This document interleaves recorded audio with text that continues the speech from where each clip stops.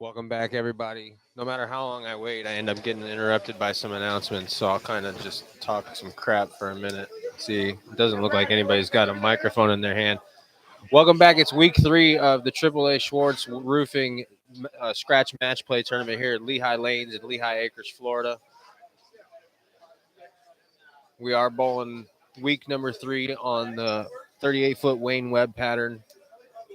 This is a match play tournament, a match play league, 4 games, bowl a different opponent in every game on a different pair of lanes. Sometimes you end up getting stuck on the same pair of lanes for 2 or 3 games. The first, especially with the way we run this league, the first game is a position round game, and then the 3 games after that are just going to be match play games. Random draw, everything's already predetermined, what pair of lanes they're going to, who's bowling where. I think I'd already said this, but it is scratch. We are bowling on a pattern. I already said that. It's 38-foot, the Wayne Webb pattern. We're going to get practice going on here in just a couple of minutes. John Rakowski and Ron Richards and Dennis Bush are kind of having a conversation at the desk. Going into last week, we had 2 guys that were undefeated from week number 1. It was John Rakowski and Dennis Bush. John Rakowski only lost 1 game last week.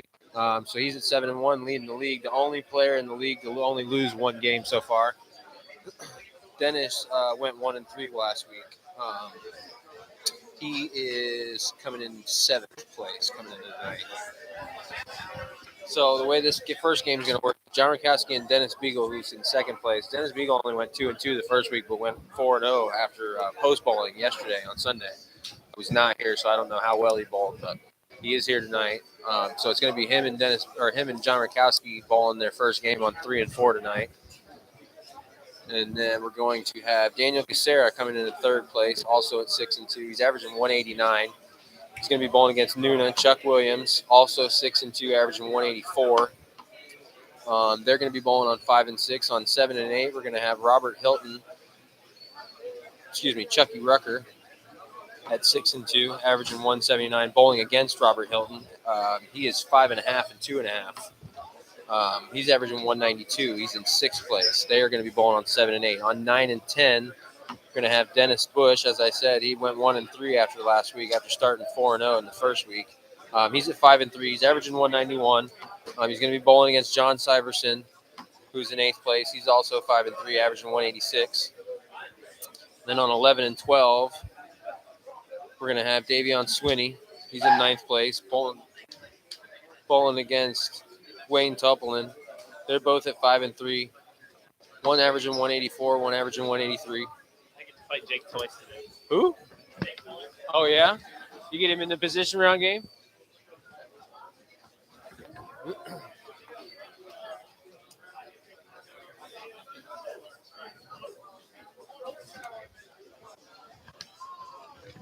All right, so back down to 1 and 2. In 11th and 12th place, you're going to have Jordan Frazier and Joe Gardado bowling each other. They're both at 5 and 3. 13th and 14th place, this match is going to be going on 3 and 4. It's Nick Larson and Tyler Altman. That's going to be a good match. Let's see. Nick Larson and Tyler and Nick are both at 5 and 3 coming into this week. Then on 5 and 6, you're going to have Ron Richards and Brad Stewart bowling each other. They're both at 4 and 4. On 7 and 8, you're going to have Joe Barna and James Kreutz, also both at 4 and 4. On 9 and 10, you got Jake Miller and Ryan Williams, both at 4 and 4. 11 and 12, you got Donnie Schwartz against Scott Chakosky, both at 4 and 4. Back down to 1 and 2, you got Bobby Hamilton bowling against Dave Covington. Bobby Hamilton's 3.5 and 4.5. Dave Covington is 3 and 5. Let's see, 3 and 4. You got Scott Whiteleather bowling against Brandon Rucker to start this night. Both players at 3 and 5. We're gonna have a little break for some announcements.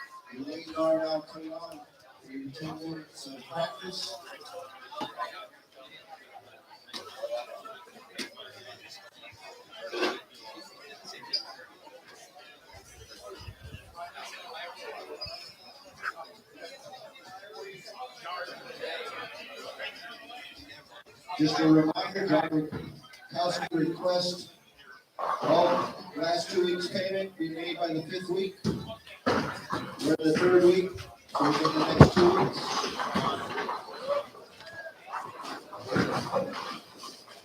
If you're going to Bobby Hamilton, John Pfister, or Ricky Nicholson, they will not be here this evening. Bobby Hamilton, John Pfister, Ricky Nicholson.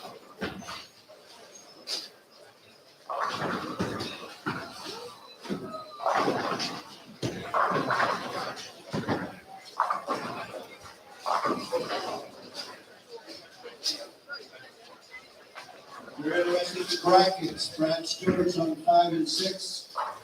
Running the brackets. Brad Stewart on 5 and 6. If you want to sign up for the 6-game stretch tournaments happening this Saturday, sign up sheet at the front desk. Sign up 2, hole 3.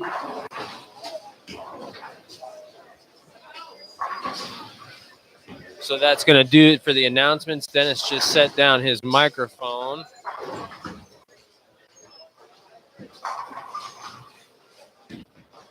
I'm going to finish rattling off the matches here. We're in 27th and 28th place, bowling on 5 and 6. Josh McFalls against JJ Feather to start off. They're both players at 3 and 5.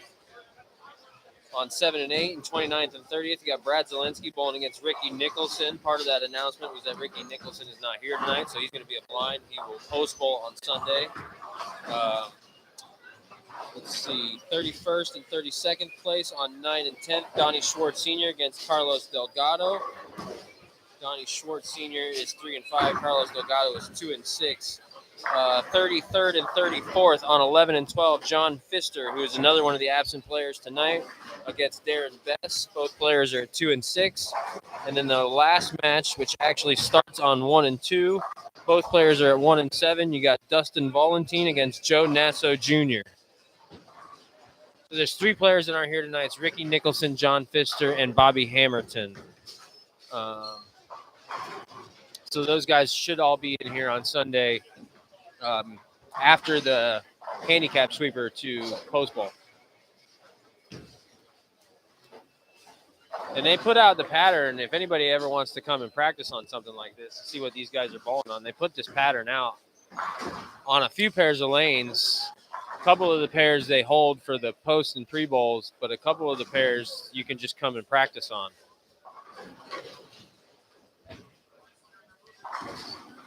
So this is a fairly short pattern. Most people would call it a short pattern.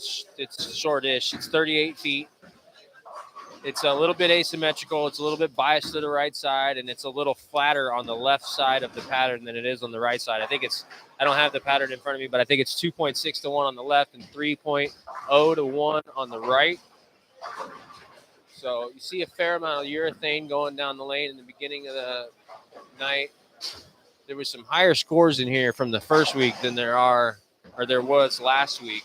So I'm really interested to see how tonight goes. Nick Larson looks to be struggling to walk right. He looks like he's walking like me right now. I have a broken foot.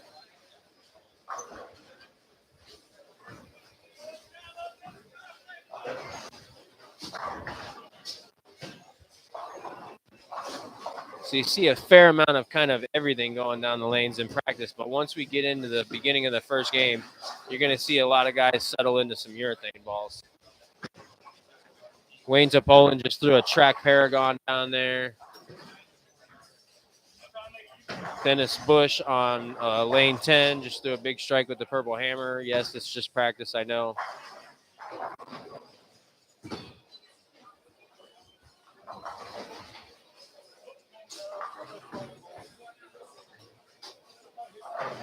I believe that was a web for Joe Barna on lane 8.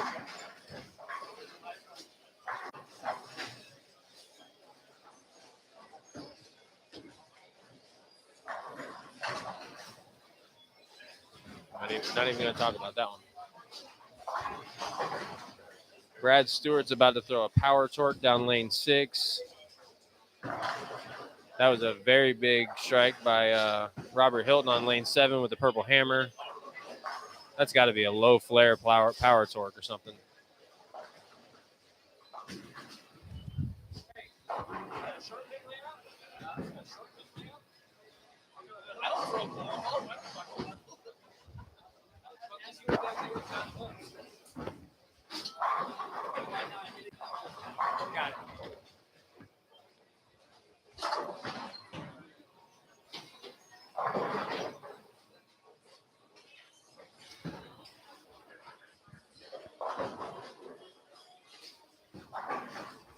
Dennis Beagle's back in the house after missing last week, throwing his no thumb purple hammer down the left side. He's got two. He's got one he can put his thumb in, and one he can't.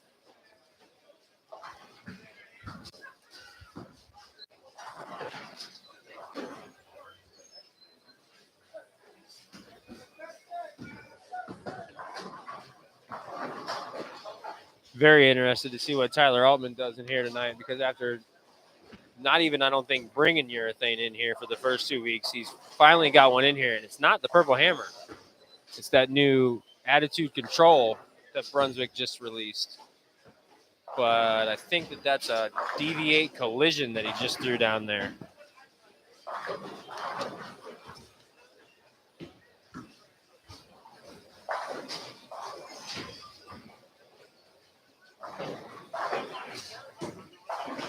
Daniel Gacera just threw, I think that was a fast pitch down there.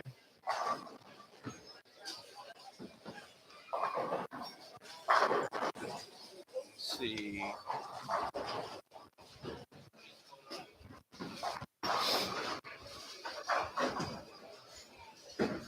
Davion Swinney just threw a burner solid. Davion Swinney, I don't think, really throws urethane. He doesn't really need to.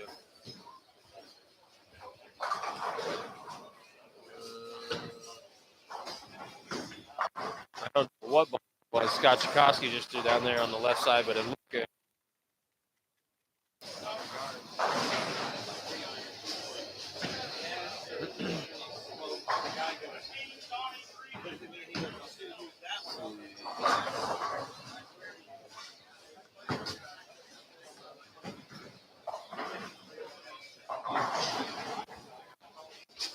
Let's go down here and see. Oh, he just came off the approach. I was going to see what Johnny Rack's throwing. He's been throwing a sneak attack with some surface on it for the first couple of weeks. Even he struggled a little bit last week.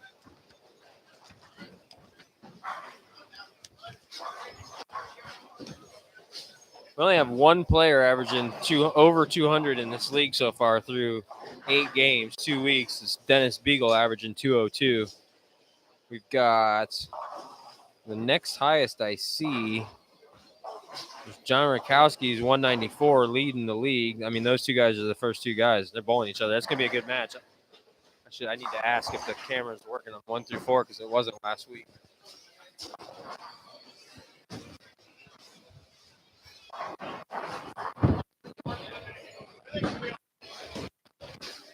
Okay, yeah. So I think 1 through 4 is on. So anybody that's not on 1 through 4 camera wants to see Dennis Beagle and John Rakowski do battle. They're on 3 and 4 to start this night off. And actually, on the same pair of lanes, you got Nick Larson and Tyler Altman. Although Nick Larson, like I was saying, has been walking around with a major limp. I haven't seen him throw a shot yet. He has thrown shots. I just haven't seen any of them. Then on the same camera, but the next pair of lanes over, you got Dave Covington bowling. His match is not here, and Joe's Gardado also bowling against Dustin Valentine. Jordan Frazier also on that lane. Oh no, you know what? Jordan and Joe's are bowling, and Dustin and Joe Nasso. So that should be a pretty good match too.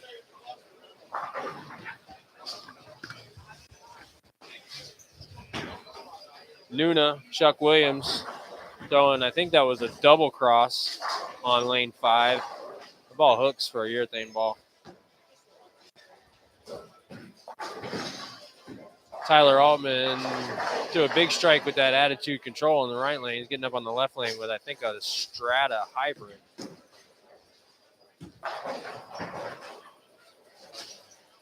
Brad Stewart's beating the pocket up with whatever that layout's on that power torque.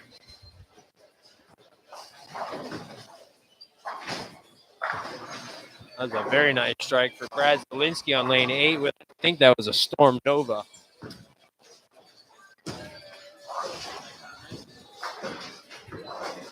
Practice is finishing up here on basically all these pairs, so the last couple balls that you guys see on 5 and 6 and 3 and 4 are going to be it for practice, and then we're going to get into the games here. So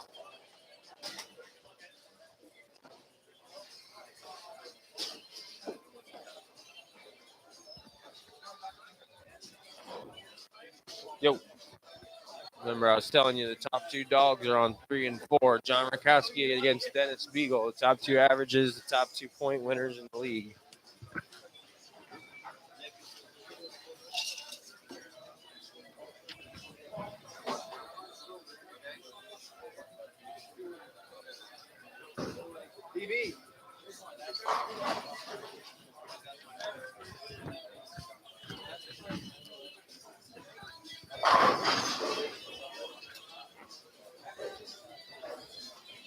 This is not a fast pitch for Daniel Gacera. It's some kind of a blue urethane ball. Maybe that old school hammer. The old one.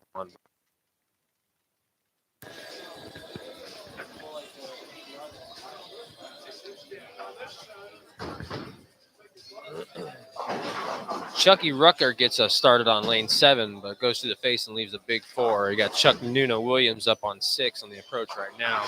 John Rakowski on the approach on 3. And John is not throwing that sneak attack that he had been throwing. That was a track Paragon that he must have gotten left the target or threw slow because it went through the face. And he's looking at a 4.710. Dennis Beagle starts the night off with a no-thumb purple hammer. He goes through the face, leaves 2-4.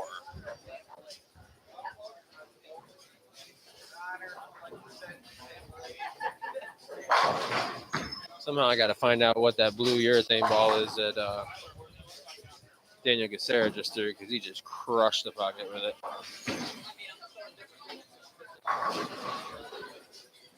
Nuna left himself a 2-pin.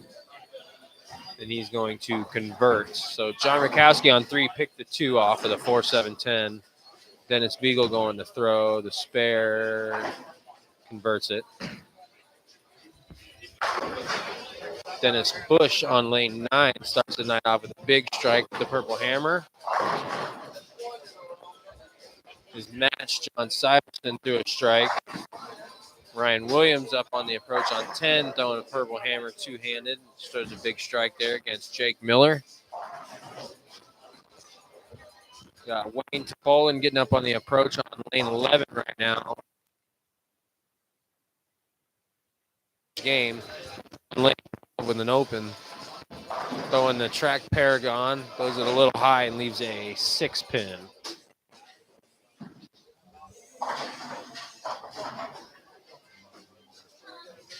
Brad Zielinski up on the approach on 7, throwing the Storm Nova. Swinging it a little. That was a good shot. Big ball.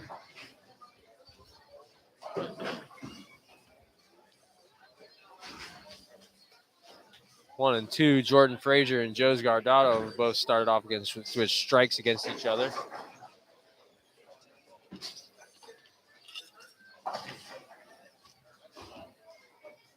Dave Covington fixing to take the approach on lane 2 right now.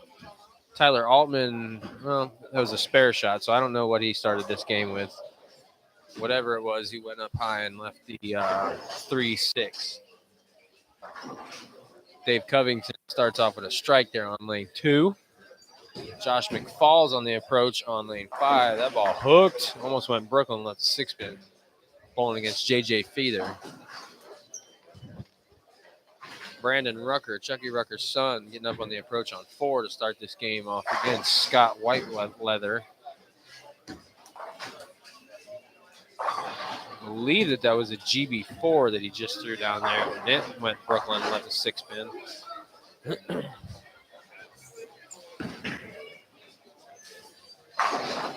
James Kreutz getting up on the approach on 7 right now. Started off this game with an open, bowled pretty well last week, but I feel like he only split the night, and he split the night. Yeah, he's 4-4. He split the night both weeks. Just kind of got unlucky with some draws. I think he shot like a 206 one game, got beat 208 or something like that.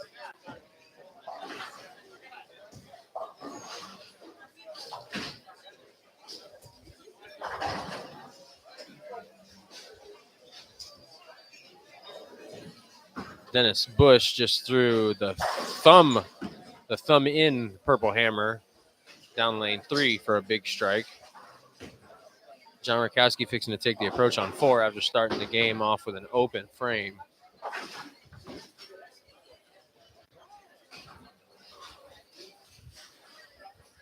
Sticking with the Paragon, got a lot of polish on it. And that ball just never hooked.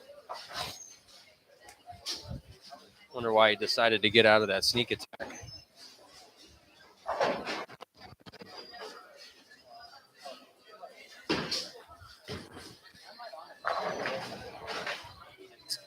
Chuck Noonan-Williams, that ball was right of target the whole time and crossed over. And he's looking at a 5-pin. Everybody raise your hand. Tyler Altman did start the game with the urethane ball. That ball didn't quite hook enough on lane 3, and he left a weird 10-pin.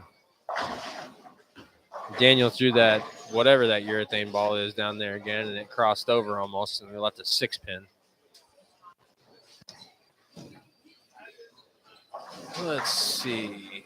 Robert Hilton has started this game off on 7 and 8 with a double, bowling against Chucky Rucker. Chucky started off open strike, is staring at a 6-pin, and he converts it.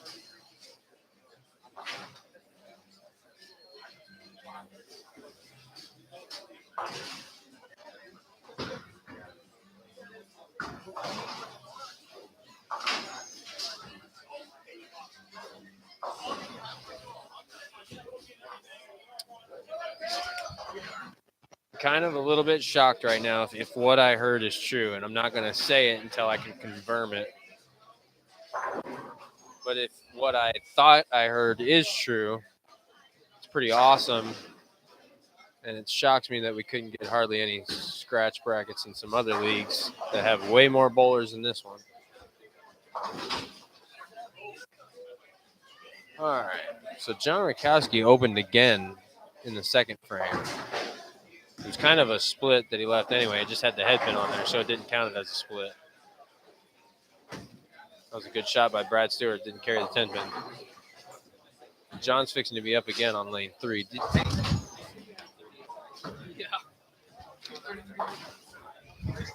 So we have, full field is 36 bowlers. There's 33 bowlers here tonight.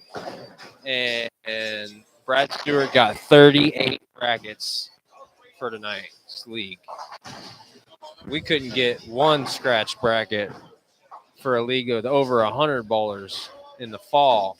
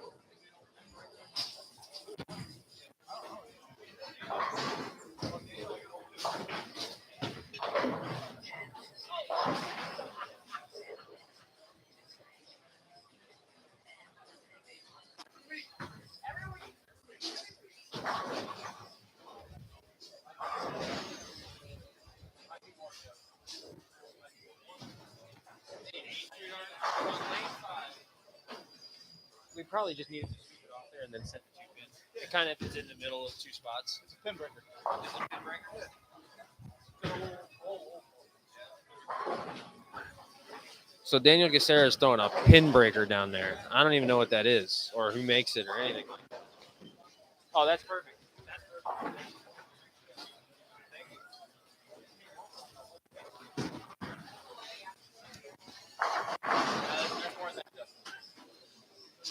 There's more than that?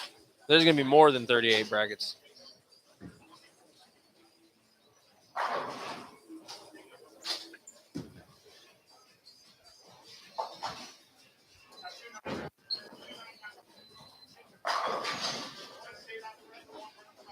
All right. So John Rakowski got on the strike frame train finally in the third frame. Dennis Beagle left I believe that's a 2-pin on lane 4. Chuck Noonan-Williams up on the approach right now on lane 6. Started off this game with 2 straight spares. That ball crossed over and went Brooklyn, and he left a 4-pin.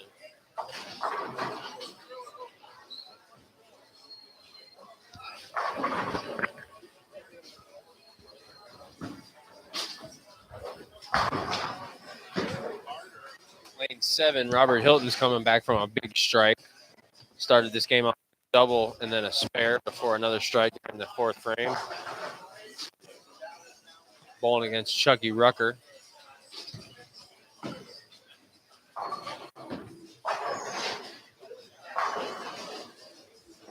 Noonan's going to attempt to make this 3 straight spares to start off the game on lane number 6. Darren Best up on the approach on lane 11 right now, trying to convert what looks like a 5-pin. Started this game off clean. Spare, strike, spare in the 4th.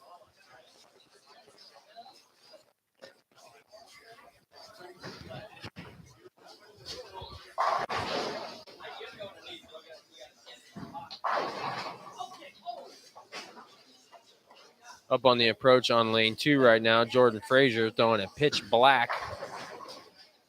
Bowling against Joe Bowling against Joe's Guardado. Started the game out, strike, open, spare. That could have and should have been a strike for the same price. It was a big, nasty 7-pin.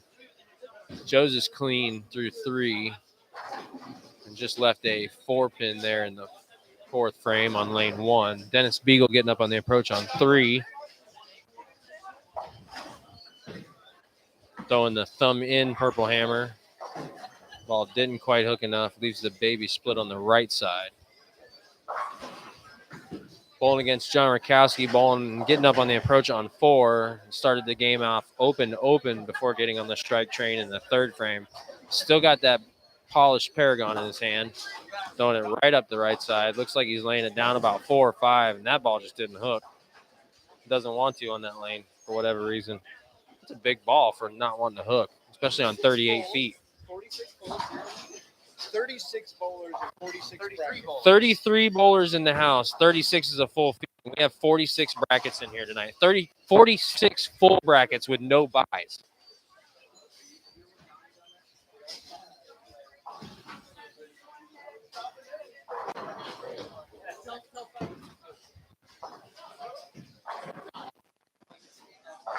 Dennis Bush bowling on 9 and 10 is your only guy that started this game out with more than the front 2. He's on the front 4, and he's going to be getting up on the approach on lane number 9 here in just a minute.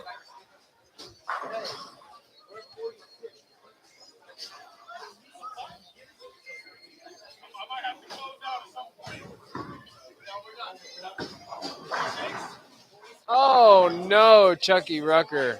Wow. Chucky Rucker is trying to get into the double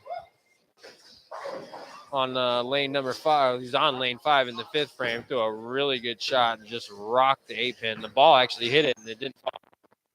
It's insane.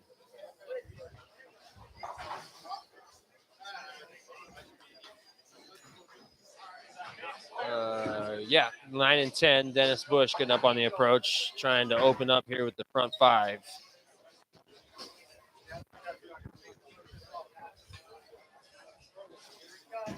Robert Hilton getting up on the approach on lane 8. Has started out with a double and a spare, and then he got back in the strike train in the 4th frame. Oh, my. That was rowdy. So Dennis's Bush. Dennis's shot slammed the pocket, and he left a 7-10 and threw a messenger across the deck, and it didn't connect. Oh, and then the lane right next door, you got Robert Hilton pro throws it, and it goes to the face, and the 6'10 standing there, and something crumbles them all over.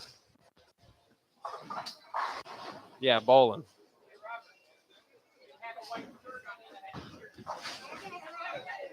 Yep, bowling.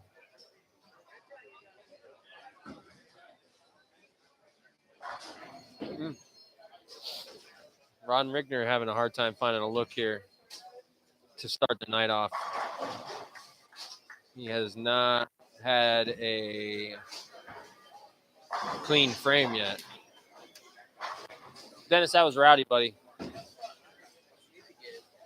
comments on your phone, if somebody commented.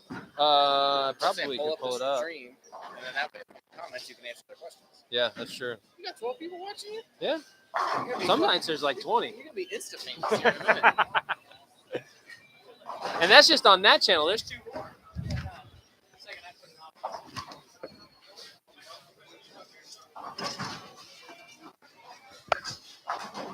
Yeah, guys, if anybody's got any questions or anything, I have the chat pulled up for the 5 through 8 feed. I'm not going to switch back and forth to try and catch them all. If you want to ask or say anything or whatever, and you want to get recognized for it or whatever, jump on the 5 through 8 feed.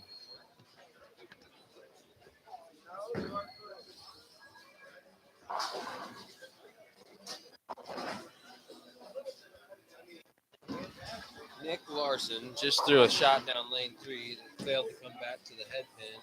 I'm looking where he's at. He's had a rough start to this whole week. His pattern's kind of kicking him up a little bit. He's 5-3, so he's over 500. But every time I see him, he's struggling. They're shooting some kind of a spare or something. Tyler Altman, on the other hand, has started the league out in the first 2 weeks struggling, but he seems to have found something here with this new urethane ball that he brought in here. For whatever reason, he made a concerted effort to not throw urethane for the first 2 weeks on this pattern, and he won some points because he's 5-3, but he could have won a lot more points if he had in here with a purple hammer. He still doesn't have the purple hammer in here. He's got that new Brunswick attitude control on the approach on 4 right now.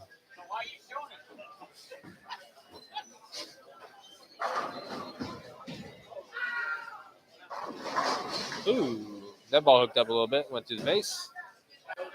Robert Hilton on the approach on 7 on a double in the 6th frame. It's clean through 5. Got that one to fall over, flexing them out, flexing them out, flexing them out. He's on 279 pace.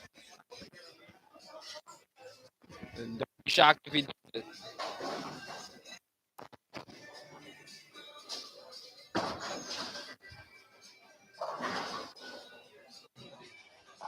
Darren Bess on the approach on 12, the lefty.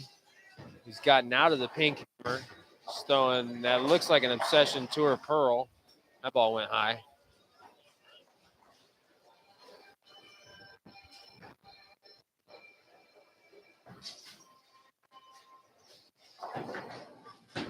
I can already see what kind of night James Kreutz is going to have on lane 7 right now. He bowled really well last week, and he only went 2. And he's going to struggle a little bit on ball reaction tonight, and he's going to go 3-1 or 4 now. He's on a double in the 5th and the 6th frames, going into the 7th frame, bowling against Joe Barna, who's struggling a little bit tonight. Dennis Bush got back on the strike train in the 6th frame after that gnarly 7-10 in the 5th when he opened front 4.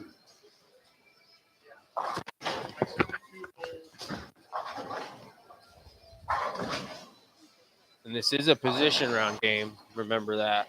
So 1 and 2 are bowling against each other on lanes 3 and 4 right now. It's Dennis Beagle and John Rakowski. Dennis Beagle's got an advantage. He's clean through 5, but his only strike is in the 2nd frame. John Rakowski opened this game up with 2 opens before getting on the strike train in the 3rd, spare in the 4th, strike again in the 5th. Dennis has gone to the no-thumb purple hammer on the left lane, and that ball hooked too much. The last time he was up on the left lane, he threw the thumb-in purple hammer, and it didn't hook enough.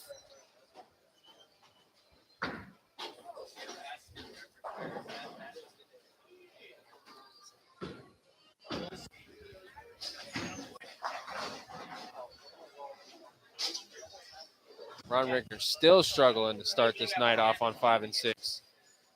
He's gotten to the left with, I think that's a payback. That ball was a little better than he was throwing the purple hammer up the right side before.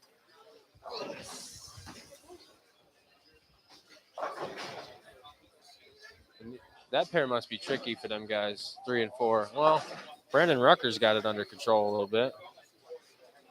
Tyler's doing all right with it too.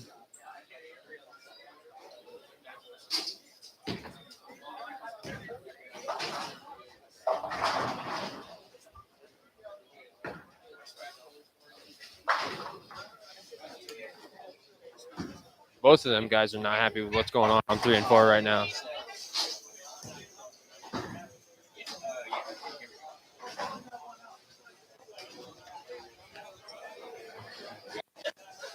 Robert Hilton back up on the approach on 8 with the 3-bagger going into the 7th frame. Oh! Wow. That was definitely one of them weird urethane hits.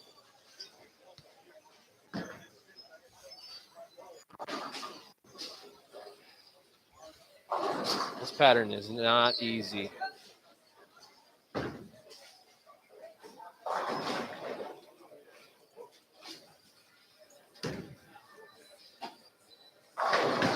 That was a good shot by Josh McFalls there on lane 5. And again, everybody's going to move around after this game. I mean, there'll be a couple of guys that stay on the same pair of lanes, but bowling different opponents on different pairs of lanes.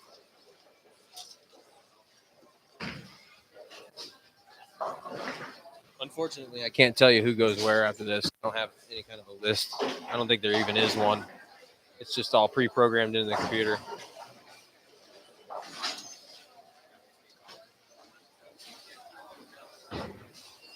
Way to go, Robert.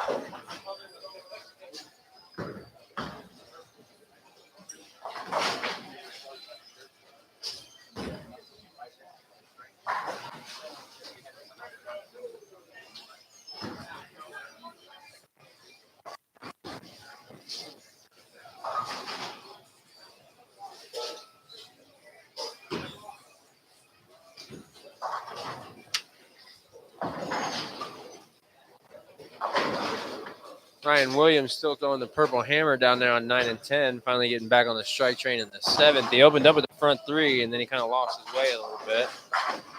Bowling against Jake Miller. You'll actually see one of the weird occurrences tonight where they're bowling against each other tonight in a position round game, and then I think I don't know if it's the next game or game 3, they're bowling against each other again on a different pair of lanes. It's just like a regularly scheduled matchup.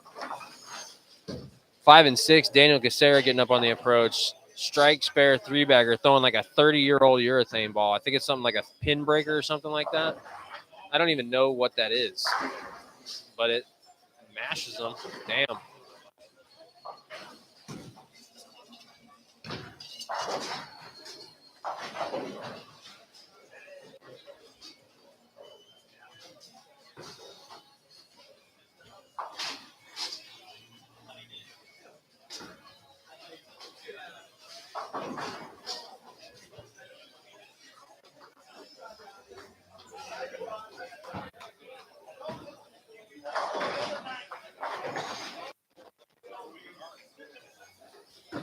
Chucky Rucker got himself a 3-bagger going there and just come off the approach on lane number 8. Bowling against Robert Hilton, so he basically needs to strike out for the rest of this game because Robert is on 257 pace. Started out double, spare, 3-bagger, just spared in the 7th frame. So he's getting up on lane 7 in the 8th frame to try and get back on the strike train here in the first game. Donnie Schwartz Sr. just coming off the approach on lane 9 is one of our title sponsors for this league with AAA Schwartz Roofing. Getting it going. Started off with a couple of opens, and then he struck before 4 straight spares, bowling against Carlos Delgado, who's been an up and down game. Dennis Bush, man, that was a good shot, and it just kind of got flat at the end and left a 7-pin.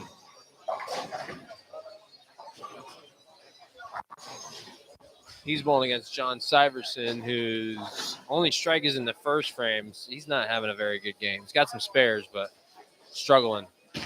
rips a cover off the ball, though. Oh, my.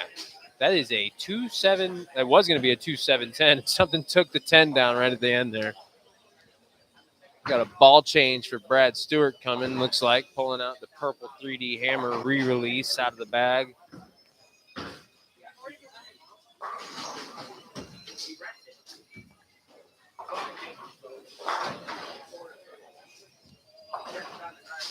Y'all excuse me for a minute. I need to fire off a text, and then we're going to have a couple of pairs getting down to the finishes, so I'll run you through them.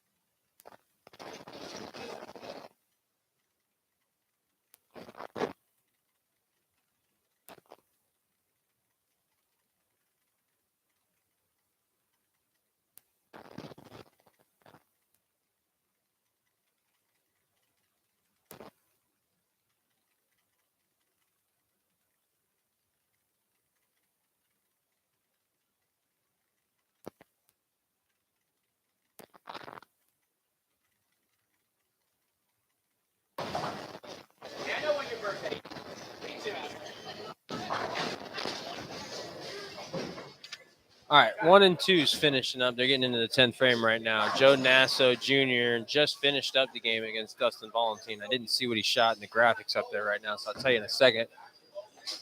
Same thing on 9 and 10. They're finishing up and in the 10th frame. Donnie Schwartz Jr., also part of the title company, sponsored AAA Schwartz Roofing. Just do a shot down lane number 12. I think he needed to strike to have a chance to win because his match, Scott Chakosky, shot 174. So if Donnie picks this up, actually, no, Donnie can pick this up and strike for 183. So he needs to pick it up, and then he just needs basically like 2 pins to win, I think. Dennis Beagle's got himself a double in the 7th and 8th frame on lane 3. John Rakowski also did the same thing, but he had opened in the 6th. Dennis has got about a 30, 40 pin lead in that match. Joe Nasso Jr., 167. Dustin Valentine, if he strikes here, is 164. So Joe Nasso is going to take that one down. Joe Scardato is going to win his match against Jordan Frazier because he can spare and strike for 194. Jordan can only strike out for 166. Wayne Topolin on 11 and 12 struggled the first game. Not a very good game. Bowling against Davion Swinney, I believe he was. Davion shot 147 and 1. So that'll tell you how much Wayne struggled. Wayne caught a check in the senior regional here a couple months ago. I think he actually made the shootout round. Well, everybody that caught a check made the shootout round. So, yeah, he came in and bowled 4 games in the morning but didn't make match play. But had a very good showing. But this is a tough pattern. It's short pattern. It's tough. It's flat. Not completely flat, but it's pretty flat. Flat and short in this place is tough because it's a high friction center.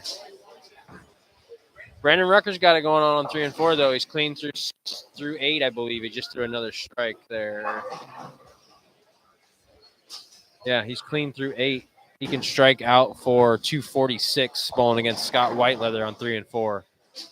That's the same pair of lanes where Dennis Beagle and John Rakowski are doing it, and Tyler Altman and Nick Larson are getting down. Nick Larson's struggling. This pattern's kind of eating Nick Larson's lunch from the beginning a little bit. He's throwing a different ball in here tonight than he has in the first couple weeks. Most of the first 2 weeks, he threw a purple hammer. He's throwing a very light blue track ball now. I think it's a old Tactics that he might have a short pin layout on or something.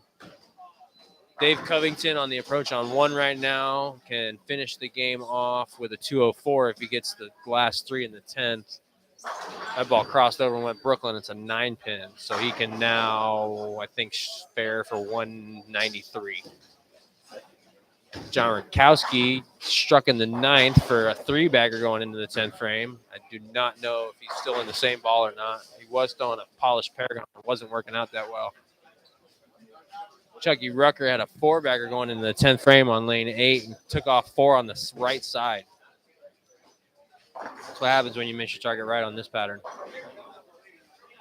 He picked it up, though. He cleaned it up so he can spare for striking the field ball, I believe, for 212. Robert Hilton's getting up on the approach here in a second on lane 7. Struck in the 9th so he can strike out for 246. Woo! Lane 6, Daniel Gacera with the pin breaker. That was almost a 4-9 and something that came across the deck and took them both down. Yeah, Chucky Rucker spared so he can strike in the field ball for 212, but that's not going to be enough against Robert Hilton unless something drastic happens here. That could be something drastic. 4-6-7 for Robert Hilton on first ball in the 10th frame. So that changes things there. I think, if my math is correct, if he takes the 2 off on the side, that it's 214, 215, and that's not going to be enough, obviously, for Chucky Rucker.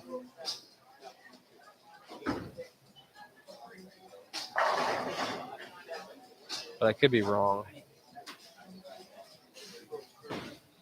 203, 210. No. 212 if he takes the 2 off on the side, but it doesn't matter because Chucky just left a washout. So that's going to be 207 for Chucky Rucker. That could have been something there. They could have tied, honestly. I think. Bowling math is weird. Tyler Altman getting up on the approach on 4 in the 9th frame, left himself a 4-pin after a double in the 7th and 8th.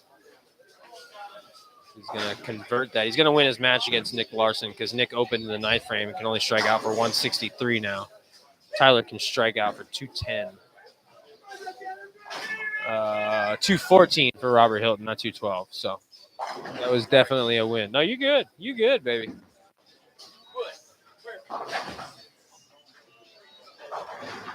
Let's see. Yep, Robert Hilton beat Chucky Rucker 214 to 207. That was a good match.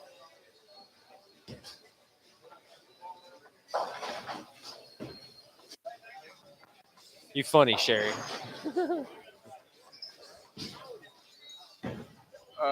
It's a PBA pattern, and it's not an easy one. Dennis Beagle carrying a 3-bagger into the 10th frame. That ball was out and failed to come back to the head pin, so he's leaving a washout. The first ball in the 10th frame. That was the no-thumb purple hammer. So I'm not even going to try to do the math on that one. Brandon Rucker keeping it clean. Oh, he washed out in the 4th frame. See if he can convert to keep it clean. And he does so. That was a good shot. Good shot, kid. So he can strike out for 226. Dennis.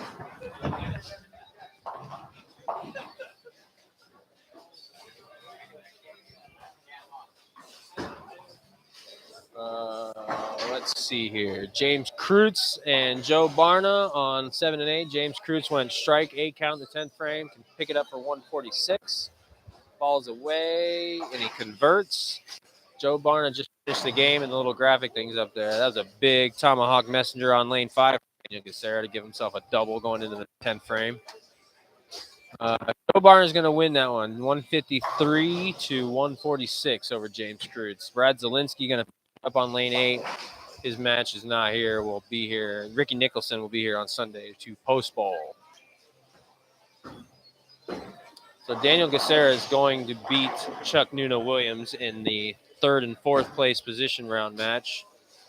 Nuna's got a double going into the 10th frame, but had fallen off there in the middle of the game after starting off with 3 straight 9 spares. Ron Rickner has finally got himself something going here from the far left side of the lane. He's just got himself a 3-bagger going into the 10th frame, although I think that ball crossed over and went Brooklyn. So Dennis Beagle only took 1 off of that washout for a 192. John Rakowski struck in the first ball in the 10th frame for a 4-bagger. Second one is away. Much better shot than he had started the night throwing, and that's going to be 2 in the 10th for a 5-bagger. So he's probably going to end up coming back and winning that one. I haven't done the math yet, but 81, 111, 141, 171. Yeah, he can strike out for 201 here. So all he has to do is really keep the ball in the lane here. Two pins wins this match for John Rakowski over Dennis Beagle in the 1 and 2 position round game to start the night. Tyler Altman picks up his spare in the 10th frame, and he can strike in the fill ball for 199, and he's going to beat Nick Larson because Nick can only shoot 163.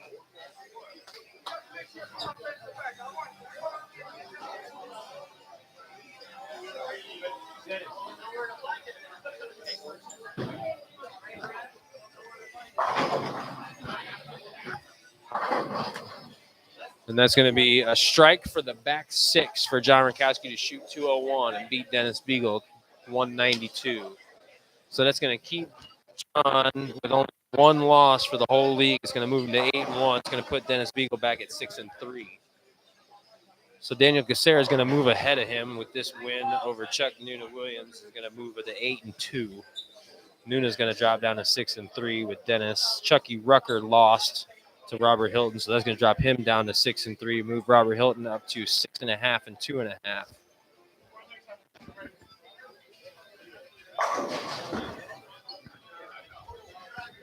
So yeah, you're going to have John Rakowski in first, Daniel Gacera and Nuna tied for second, with Robert Hilton right behind him after this first game. Tyler Altman got the strike in the fill ball for 199. Nick Larson got the first one in the 10th. Inconsequential. Brandon Rucker trying to keep it the whole game clean. That's a ball change, and the ball kind of got a little flat off the back of the pattern. It lays him a 4-pin, a weird hit. But an easy makeable spare that he could pick up and throw a strike in the fill ball for a 215, bowling against Scott Whiteleather. Scott Whiteleather has no chance of winning as he can only strike out for 180. 5 and 6, Daniel Gacera got the first one in the 10th. Nuna carrying a double into the 10th. Getting up right now on lane 5. And guys, Daniel Gacera is throwing like a 30-year-old urethane ball. Somebody told me it was called a pin breaker. I thought it was a Storm fast pitch at first, but it doesn't have the bright green labels that the fast pitch does. Somebody told me it's something called a pin breaker. I don't even know what that is, or who made it, or when. So he missed right and missed the head pin, but it's inconsequential. He can pick it up for 231. I think Robert Hilton's, what was that? He shot 214. So this is probably going to be the high game of the night for the first game. Other than that, 201, 204, 212, 214, 215. All right, so Daniel is going to shoot 229 against Nuna can spare here in the fill ball for 190.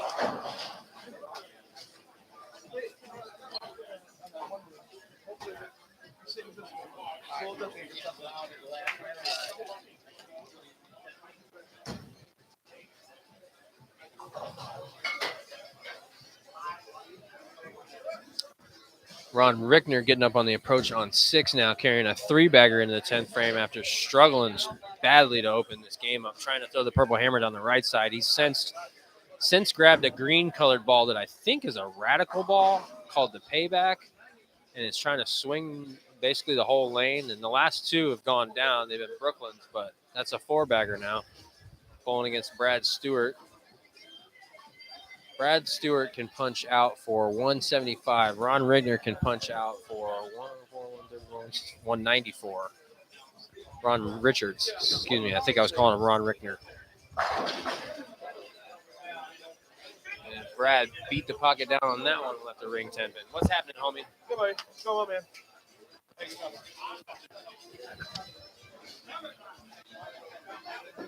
People are starting to shift around. This 5 and 6 is the last pair to finish this first game. Looks like Brandon Rucker's going over to 1 and 2. Looks like Brad Zielinski's going over to 1 and 2. Tyler Altman just moved his stuff over to 7 and 8. Brad Stewart just whiffed that 10 pin, so that's going to be a definite win now for Ron Richards after starting this game off with 4 opens in a row. Open, open, open, open, spare, spare. Now 5-bagger going for the fill ball in the 10th frame. And that ball is going to be left to target. It's going to cross over and finally not going to carry one. And that's going to be, I believe, what did I say, 193 because it was a 9 count because he just shot 194. Nuna's going over to 7 and 8. Last match to finish the first game is going to be JJ Feather and Josh McFalls on 5 and 6. JJ can strike out for 168. Josh McFalls can strike out for 162. So tight match.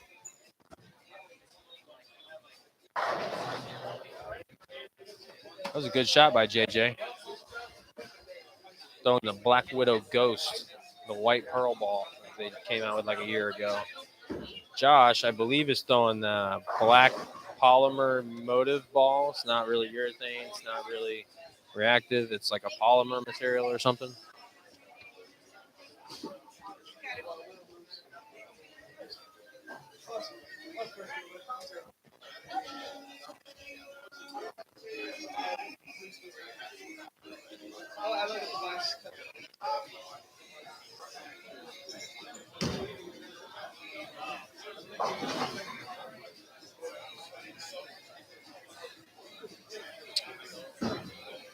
Sorry, how do you spell void?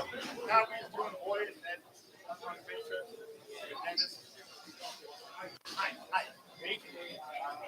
So while there's kind of right, the best looking 190 game I've ever seen. While we're getting set up here for the second game, what's up, Dave? Sunday morning, every Sunday morning. So this Sunday morning and every Sunday morning they run. Oh, geez. All right. I'll be back with you guys in just a minute.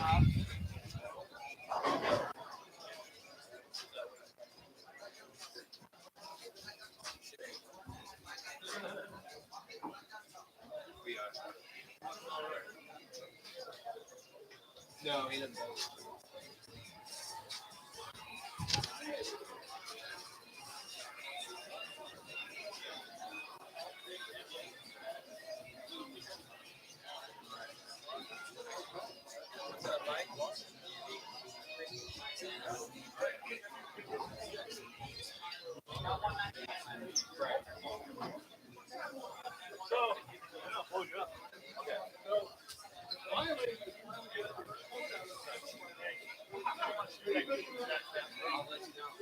Or if he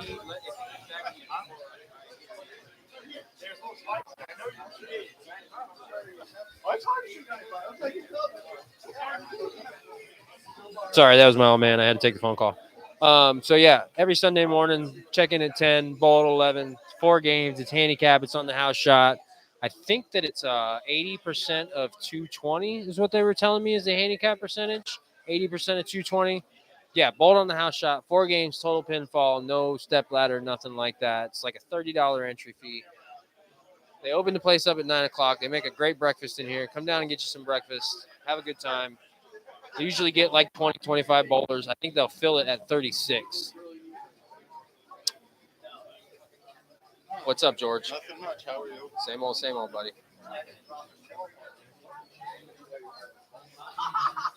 Getting work. Oh, I got 2. All right. Matchups are up. Guys are getting set on their lanes. I'm going to go behind 1 and 2. This should be fun. Good thing I realize now who Brad and Brandon are. 1 and 2, you're going to have Ricky Nicholson, who's not here, bowling against Donnie Schwartz Sr. to start the game off. And then you've got, I believe, John Syverson is going to be bowling against. You got John Syverson against Brad Zielinski, and then Bobby Hammerton, who's also not here tonight, bowling against Brandon Rucker on 1 and 2. 3 and 4, you got Josh McFalls against Davion Swinney. John Pfister, who is our third bowler that's not here tonight, bowling against Dennis Beagle. And then you're going to have Joe Nasso Jr. bowling against James Kreutz. 5 and 6, got Nick Larson against Donnie Schwartz Jr. Got Joe Barna against Jordan Frazier. And then you've got Brad Stewart against Joseph Gardado. On 7 and 8, you got, I believe that's Ryan. We got the Battle of the Williams here. Brian Williams against Chuck Nuna Williams on 7 and 8. And then you got Dustin Valentine against Daniel Gacera. Daniel Gacera still throwing that pin breaker and just kicked over a 6-pin forward. And then you got Tyler Altman bowling against JJ Feather. 9 and 10, Wayne Topolin bowling against Dave Covington. Jake Miller bowling against Dennis Bush. And Scott, I believe it's going to be Scott Chakosky on this pair bowling against, I believe that's going to be Robert Hilton down there at the bottom on 9 and 10. 11 and 12, John Rakowski bowling against Chucky Rucker. John Rakowski started the game off with a strike. Chucky Rucker an open. Ron Richards started the game off with a 10-pin. Don't know if it crossed over. He's still left. Bowling against Darren Best, the lefty. Darren's going to be throwing, it looks like he's getting the pink urethane hammer back out. He started the first game off with it. I saw him throwing the Obsession Tour Pearl for a while, but he's getting the pink ball back out. And then to finish off this second game on 11 and 12, you got Carlos Delgado against Scott Whiteleather. How you doing, man? I ain't seen you. Not too bad. Tyler Altman just left a 5-10 on 7 and 8. I don't know what he was throwing or what the shot looked like, but that's what he left. Ryan Williams just washed out on lane 8. Missed the headpin right with the purple hammer. Brandon Rucker on lane 2. Looks like he's going to be trying to convert a 1-2 combo, throwing a payback. He had threw most of the, if not the entire first game with the GB4, but he is now throwing, that's a radical payback. Brad Stewart on 5 and 6, same pair of lanes he was on in the first game. Still got that power torque in his hand and threw it really well in practice. It was beating up the pocket in practice and blowing him up. He was still beating up the pocket in the first game, and that was pretty much the result right there when he beat up the pocket in the first game with that ball. And it's hard to give up beating up the pocket with a ball, even though it's not carrying, because, I mean, you know how to get to the pocket there. Davion Swinney on the approach on 3 started off this game with a strike. And he is still throwing that burner solid.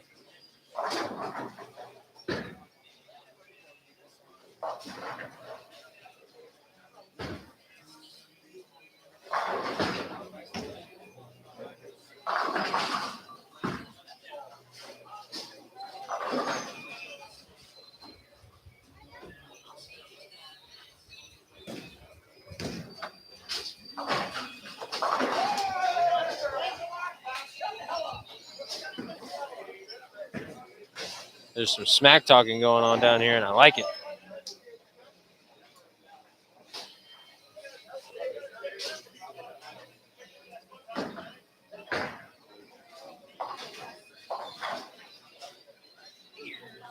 Smack talking going on between Dave Covington and I think that was Scott Whiteleather, or Scott Chakosky, excuse me.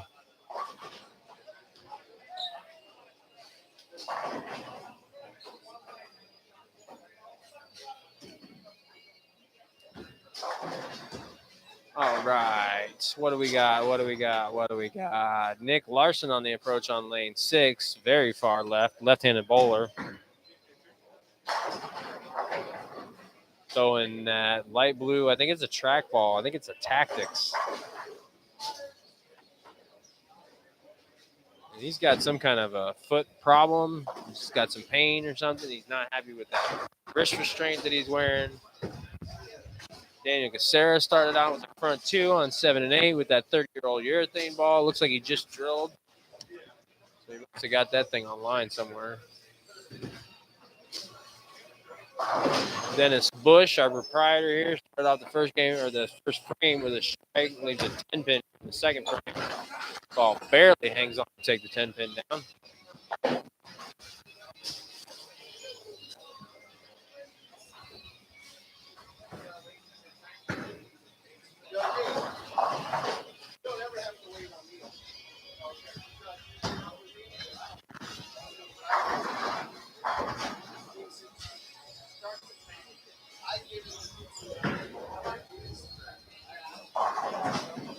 Robert Hilton on the approach on lane 9 right now. Started off the game with a spare. This is the second frame. He's still throwing the purple hammer.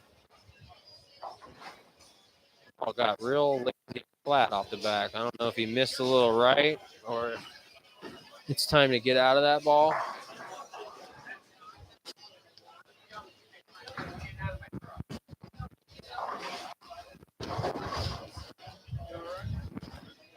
I'm sure most people watching know that if you throw urethane, it carries the pattern down and makes the pattern longer. So what that does to a urethane in the ball is it basically makes it start to act like it's quitting, but it's just, I mean, you can move a little right, kind of throw it a little bit harder, or you get into a reactive ball and get to the left a little bit and throw it to the spot where you were throwing the urethane ball, and then you got yourself a hold spot.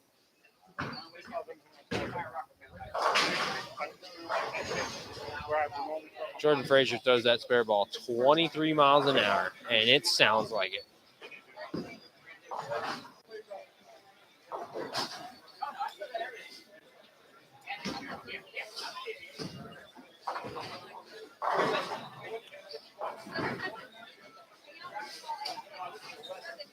Well, not ideal. Just had ourselves a ball go in the gray board down there on lane number 7.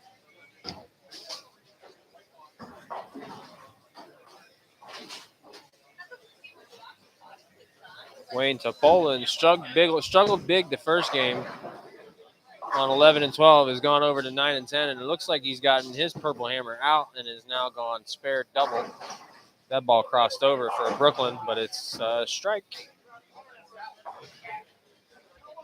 Jake Miller, who struggled the first game on this pair of lanes, I believe, against Ryan Williams, has started this game off with a double. I'm going to stand here and see how he's throwing it for this ball. There's one that could go down for Brad Stewart with that same power torque on lane 6.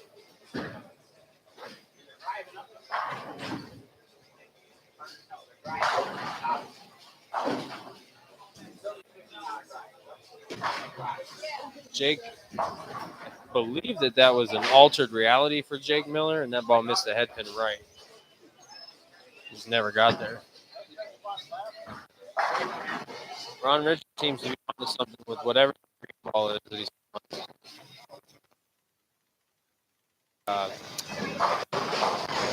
deal breaker or something like that.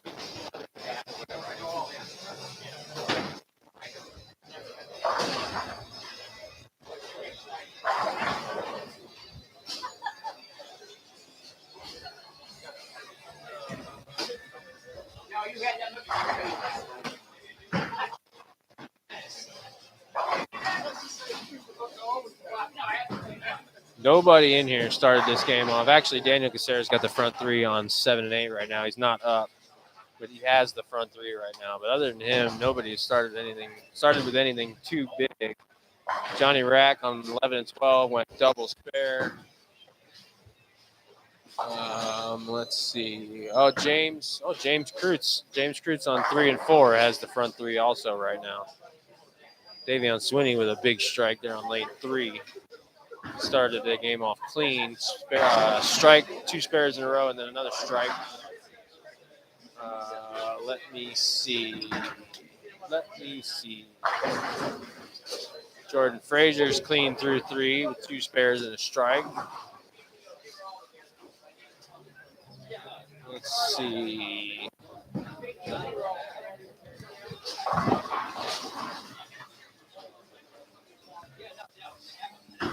Robert Hilton on the approach on 10 right now. Started us game off spare open.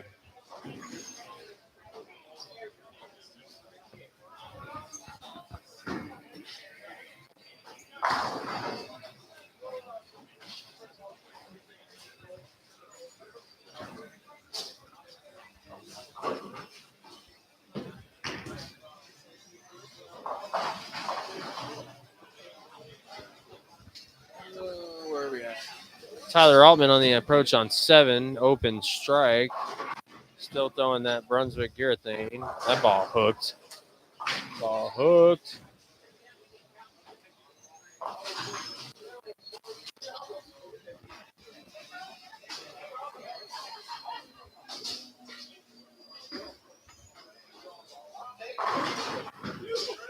Nick Larson gave up the wrist support thing, but I think I would have.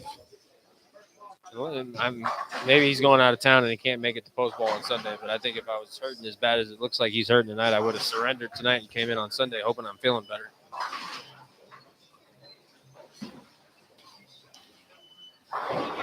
It's very possible that he is.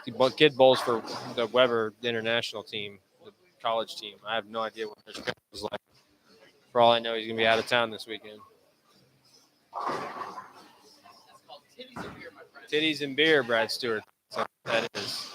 Got his balls unstuck off of his leg. And titties and beer.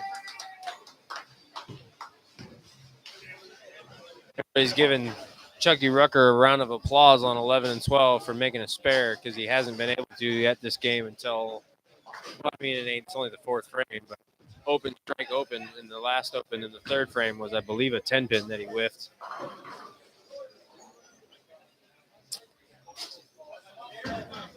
Tyler Altman getting up on the approach on 8. I'm going to watch this Brunswick urethane ball go down the lane again.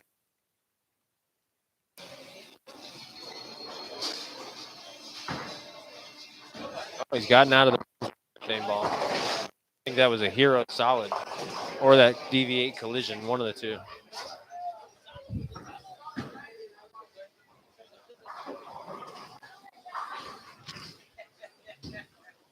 I'm going to order me something to eat real quick. I'm going to order the chicken tender.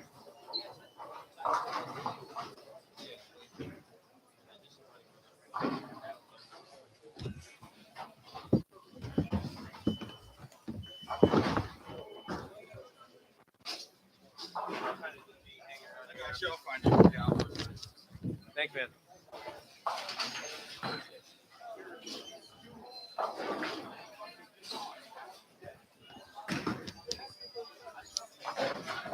Daniel Gacera up on the approach on 7. He's got the front 3, trying to make it a 4-bagger to start the second game off. Nope. Ball's not even going to get back to the head pin.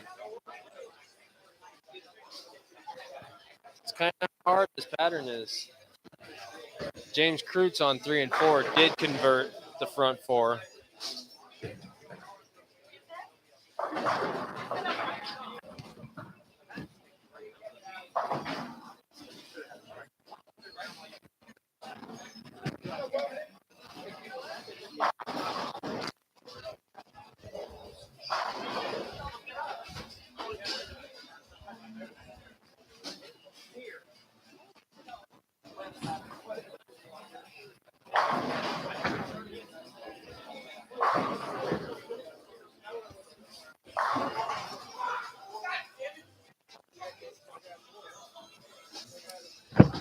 So I'm sure y'all heard that. That was a big, big ball by Brad Stewart on lane 6. Left him another 9-pin. And I understand where he's coming from because he's been throwing it pretty damn good all night long. And he's got maybe 7 or 8 entire strikes for the entire night to show for it at the most. That might be an overstatement.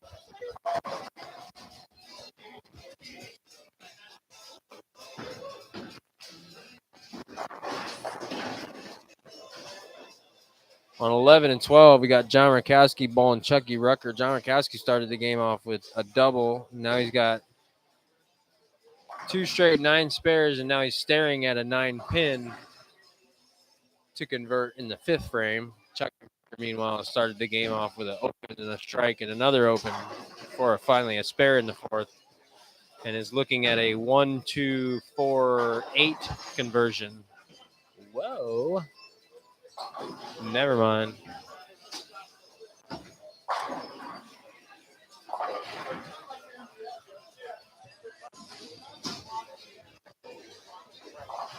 Wayne Topolin on 9 and 10, keeping it clean.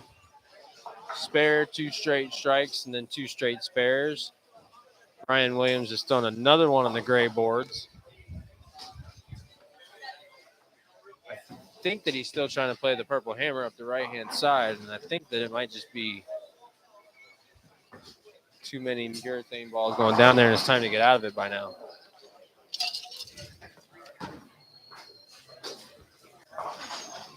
Or he could be missing. Oh, that was a pitch black and not a purple hammer.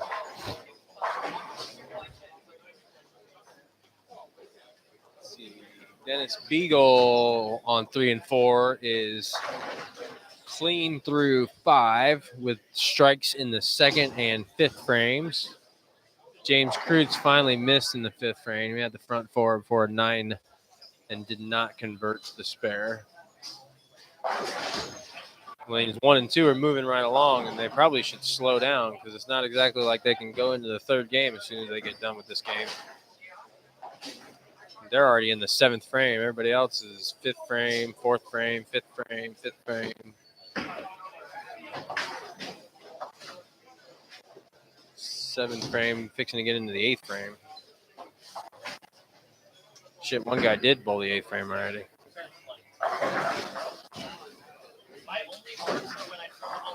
The I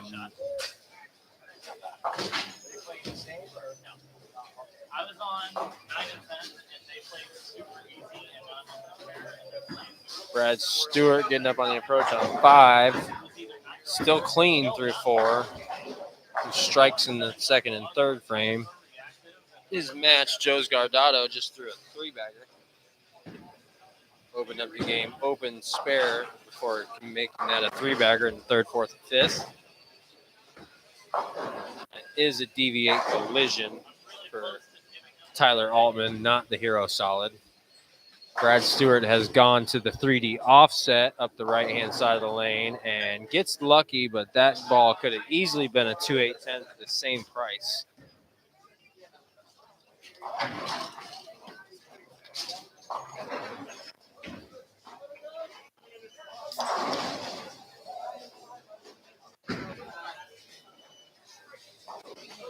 Donnie Schwartz Sr. got himself a 3-bagger here going into the 6th frame. Started the game off spare open, and I cracked him because he missed the head pin right. A big strike for J.J. Feather there on lane 8.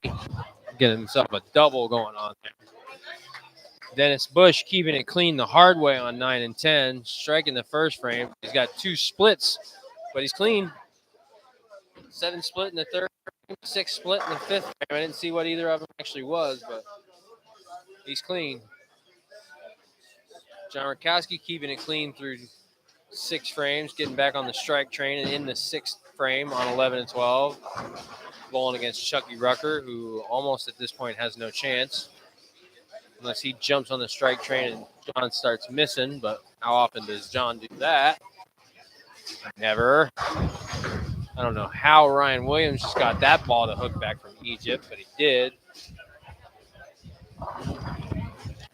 Robert Hilton just threw the ball down lane 10, still throwing the purple hammer. The ball went early and it leaves a baby split. He's still clean. No, he opened in the 2nd frame.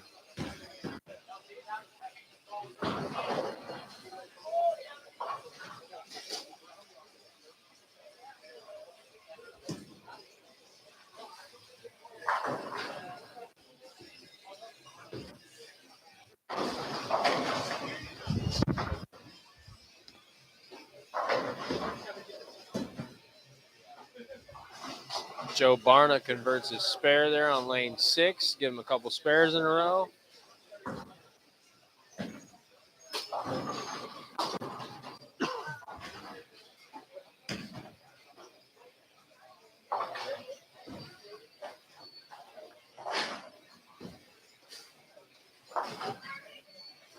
Let's see. John Syverson on 1 and 2 has got a pretty decent game going. Strike open, double, spare, 3-bagger.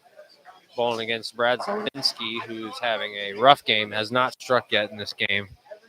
That pair is real tricky, though. That pair, I mean, I'm sure you guys have heard me talk about it a decent amount over the last couple of months, but lane 1 hooks like 4 or 5 boards more, sometimes can be like 7 boards more than lane 2. And then when you get to a certain point, when you get so far left on lane 1, there's a spot in the heads where the ball hits the lane at where the ball will jump up and to the left a little bit.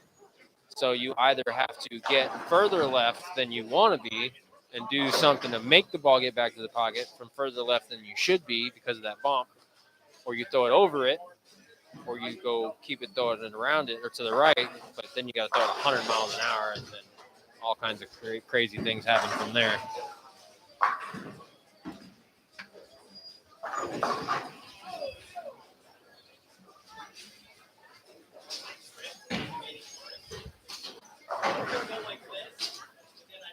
Oh, let's go. Dennis Bush back on the strike train on 9. Clean through 6. Bowling against Jake Miller, who just also threw a strike on lane 10, but in the 6th frame. But Dennis has the advantage in that one. Small advantage, but an advantage nonetheless. JJ Feather on the 3-bagger on lane 7 there with the ghost ball. Donnie Schwartz throwing a blue jab up the right-hand side, getting back on the strike train after a spare there in the 6th frame. Dennis Beagle is about to take the approach on lane 3. He has a 3-bagger. Thank you, sir. Has a 3-bagger in 5, 6, and 7. I'm going to take a little break here and eat my dinner that they just brought over to me, but I'll be back for the 10th frame on some of these pairs.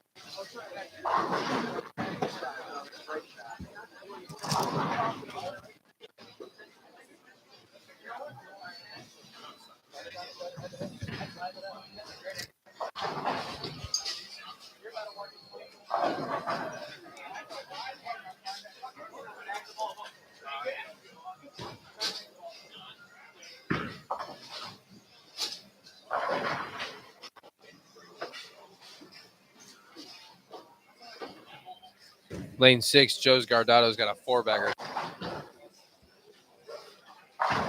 Make it 5. 1 and 2 is getting into the 10th frame. Donnie Schwartz, senior, shot 181 against Ricky Nicholson, who's going to post ball on Sunday. Brad Zelinsky is going to lose to John Syverson. John Syverson can strike in the fill ball for 202. Brad Zelinsky shot 137. Brandon Rucker can strike in the fill ball for 175, bowling against Bobby Hamilton, who will post bowl on Sunday.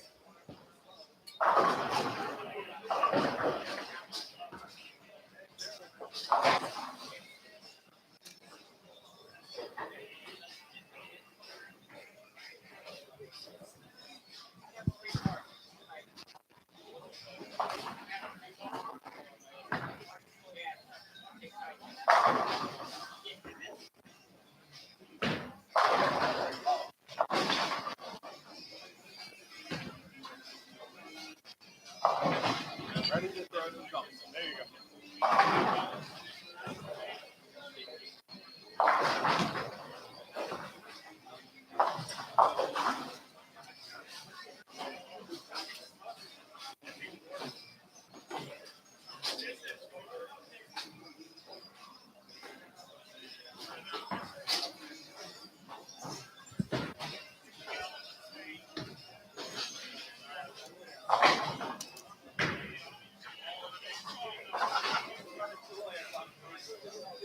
Lane 4, Dennis Beagle got a 4-bagger going into the 9th frame right now.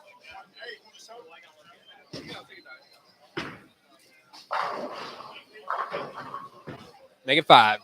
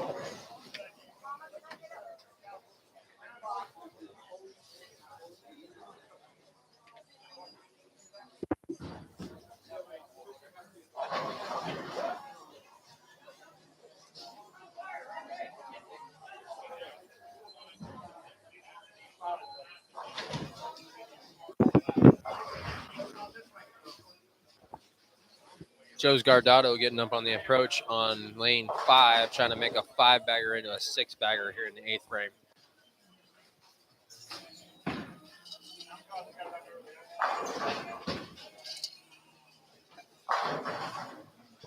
Good ball, ring 10. Tyler Altman on 8, trying to make a 3-bagger into a 4-bagger. A little high, trips over 4-6.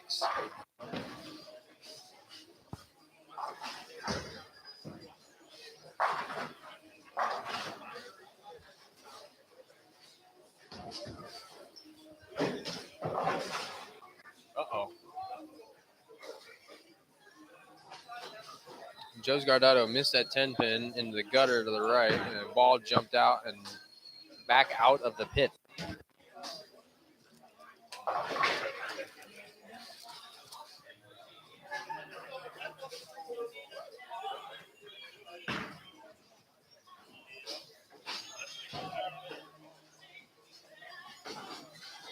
There's been, I think, 5 gutter balls, first ball gutter balls thrown in this game alone on 7 and 8. One from one player, and all the rest of them from another player.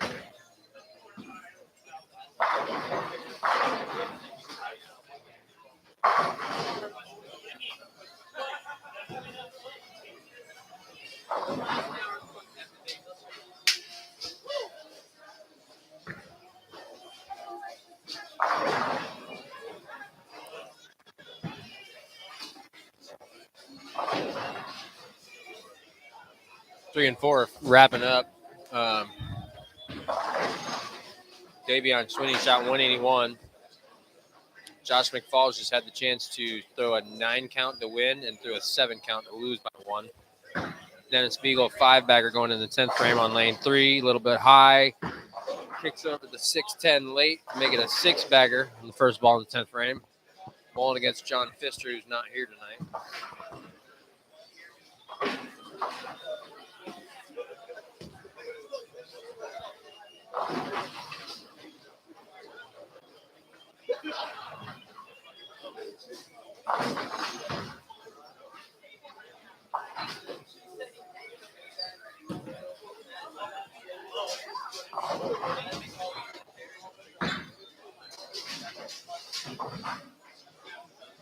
Dennis up on the approach right now for the second ball in the 10th.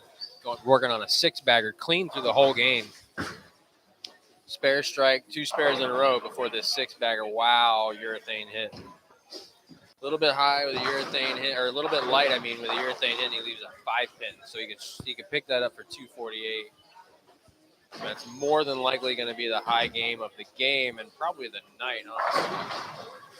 As tough as this pattern is. Tyler Altman is about to take the approach on lane 7 with a 4-bagger going into the 9th frame. Throwing, I believe that's a deviate collision.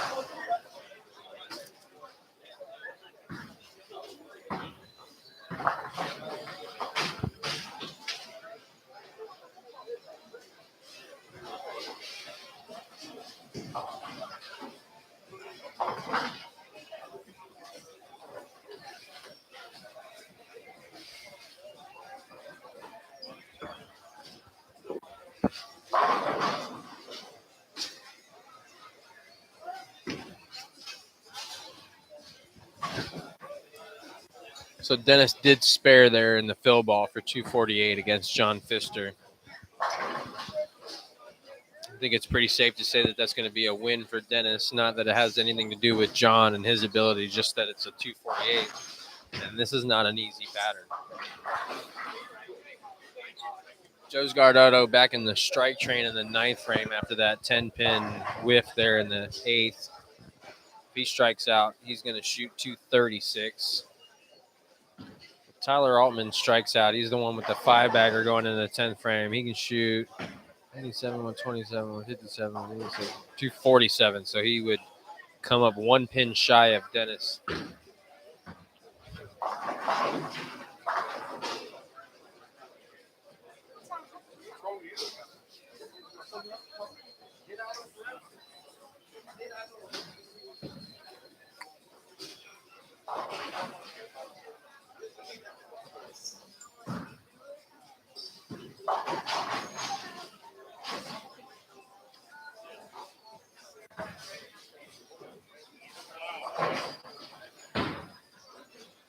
James Kreutz on 3 and 4 just shot 224 against Joe. I believe that was Joe Nasso Jr.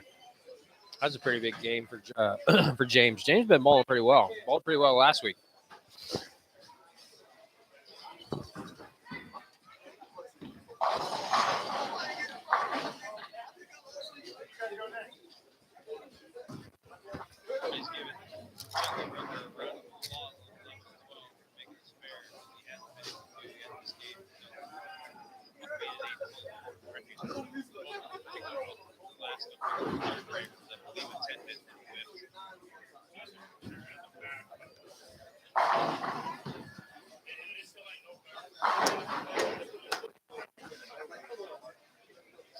Tenth frame, 11 and 12. Chucky Rucker bowling against John Rakowski went spare 9 count in the fill ball in the 10th frame for 154. John Rakowski had strikes in the 9th and the first shots in the 10th frame, just left a 7th pin there, so he can convert for 205. So that's a definite win for John. Darren Bess just threw the first shot in the 10th frame. It's a strike, so he can strike out for 159. Bowling against Ron Rickner, who can strike out for 189. Then down there at the bottom on that pair, Scott Chikoski bowling against Carlos Delgado. Scott can strike out for 193. Carlos can strike out for, I believe that's a 168. 5 and 6, 10th frame. You got Donnie Schwartz Jr. shooting 191 against, Nick Larson's 159. Jordan Frazier on the approach right now got the first two in the 10th, so this is his fill ball. Looks like a ball change of some kind because he wasn't pitch black. That's a 7-pin for a 157. Bowling against Joe Barna, who is staring at believe that is going to be a 3-9 conversion. And if he picks it up and strikes in the 10th, it's 152, and he does not pick it up. 7 and 8. Chuck Nuno Williams shoots one.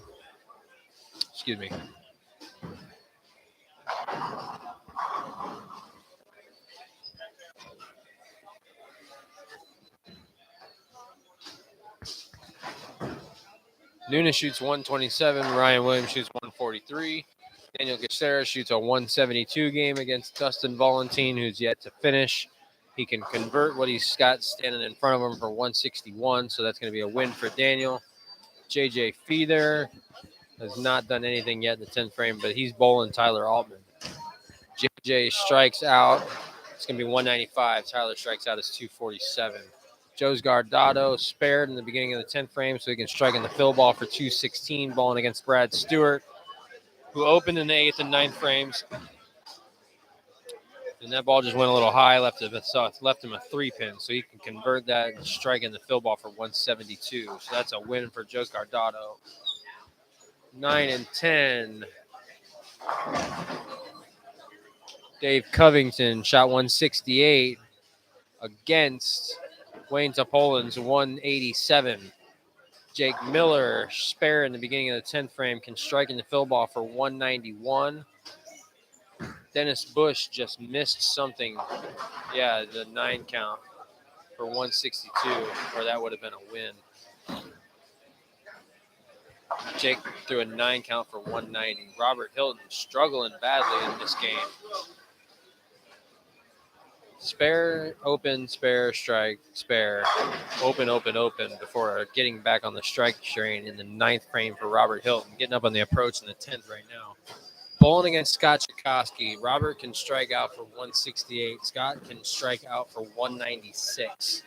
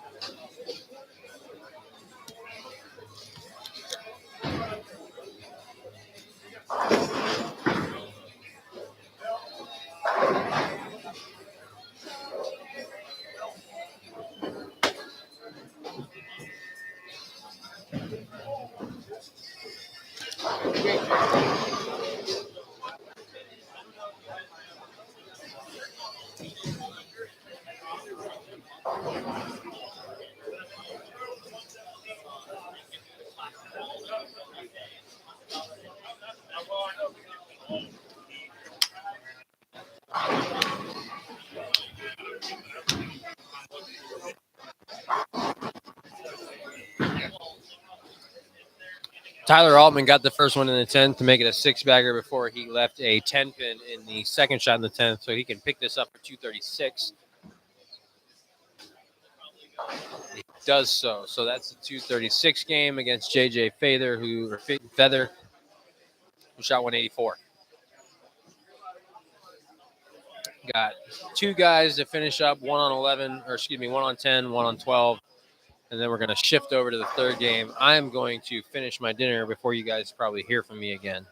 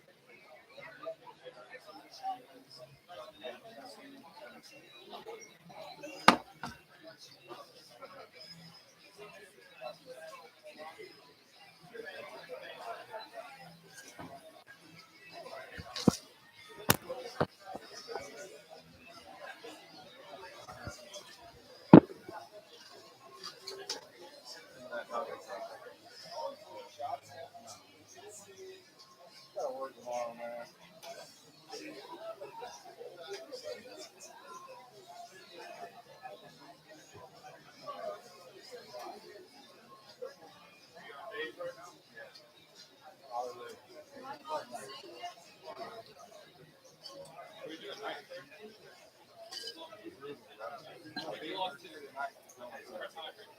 I don't feel so bad. That explains it.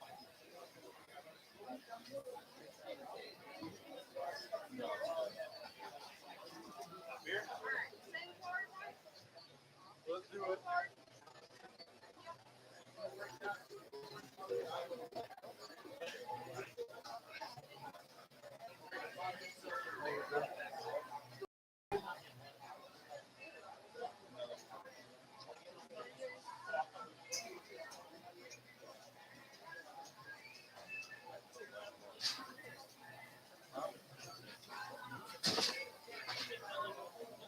Another one for yours.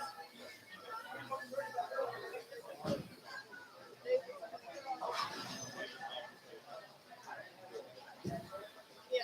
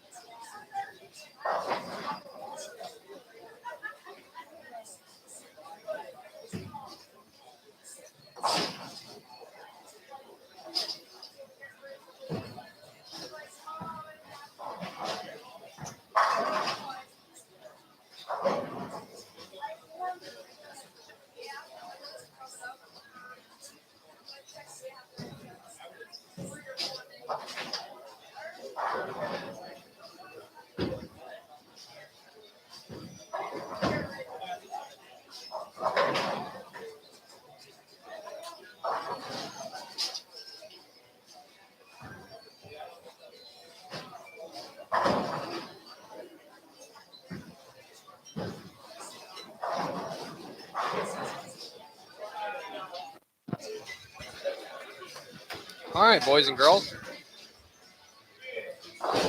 I'm back, and there's some strikes being thrown. We're in the third game. We're about 2, 3, 4 frames into the third game. On 1 and 2, you got Donnie Schwartz Jr. bowling against Darren Best. Darren Best started this game out strike open double. Then you got Ryan Williams bowling against Jake Miller. Ryan started this game out with the front three. Jake had an open and then a double before he just left that wrap 10 pin. And then at the bottom, we've got, I believe, Tyler Altman against, I believe that's Robert Hilton. Tyler Altman had just shot 235 in the last game, but opened this game up with 2 straight opens before he got on the strike train in the third frame. Robert Hilton started this game out with a double before a spare in the third frame. Ryan Williams, who's one of the guys that has the front three, is about to get up on the approach on lane 1 right now for the fourth frame. Lanes 3 and 4, you got John Rakowski bowling against Scott Chakowski. John Rakowski started the game off with a spare before a double. Scott Chakowski just converted that spare to stay clean through 3. Joe Nasso Jr. started off with a spare and a strike, is about to get up on the approach for the third frame. Bowling against Joseph Gardado, started off with an open and a spare. Down at the bottom, you got John Pfister, who's not here, bowling against, I believe, that's, who's that?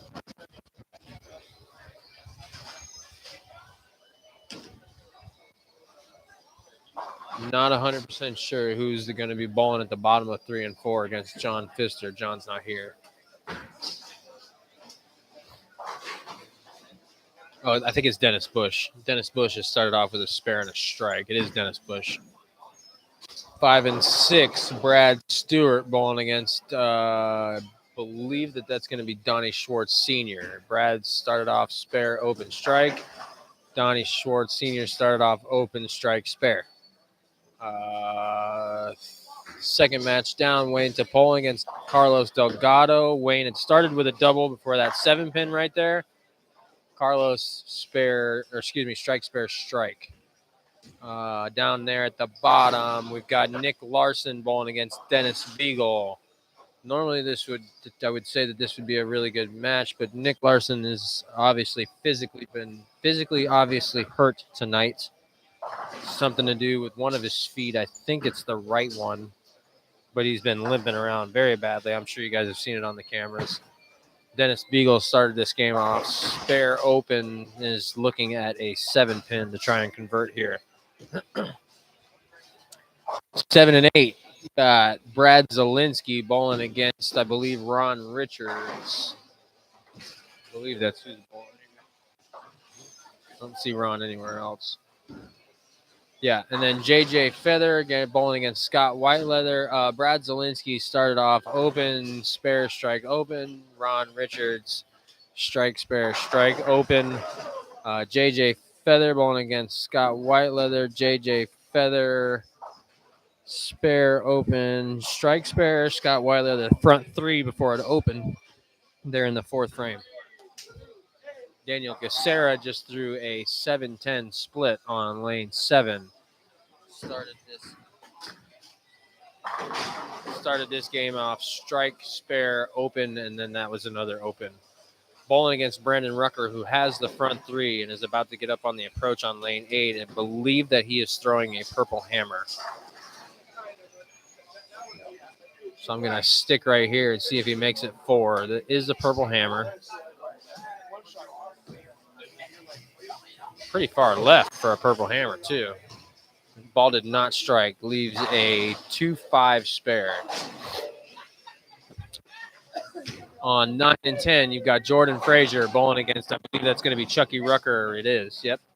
Jordan Frazier against Chucky Rucker. Jordan Frazier, 3 straight opens before a spare.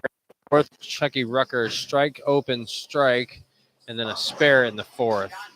John Syverson bowling against James Kreutz. John Syverson, spare, 2 straight opens before a strike there in the fourth. James Kreutz, open, spare, spare before he just struck there in the fourth frame. And then down there at the bottom is Bobby Hamilton, who's not here, bowling against Josh McFalls. Josh McFalls, open, strike, open, getting up on the approach on 10 right now.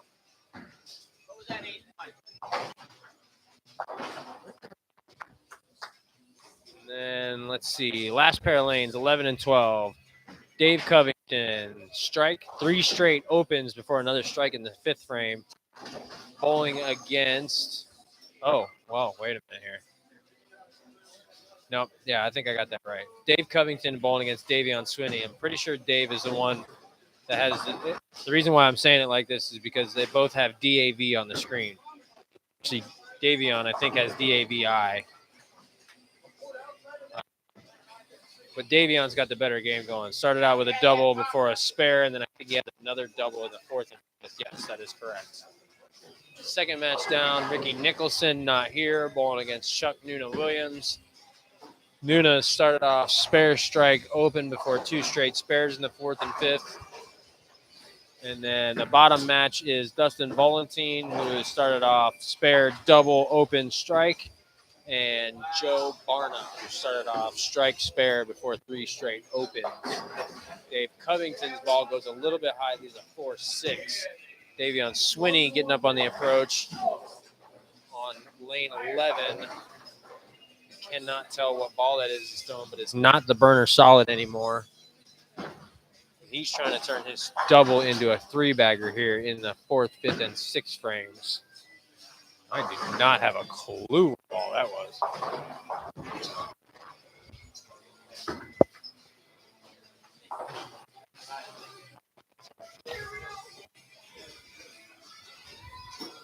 Oh, that was a gem. For some reason, it didn't look like a gem going down the lane.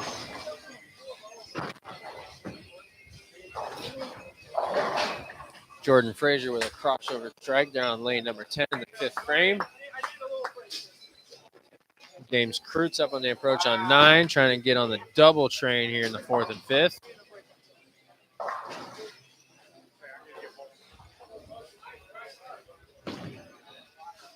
Ryan Williams up on the approach. Well, he's about to be up on the approach on lane 1. Started the game off with the front 3 before a 9 miss and then a strike in the fifth.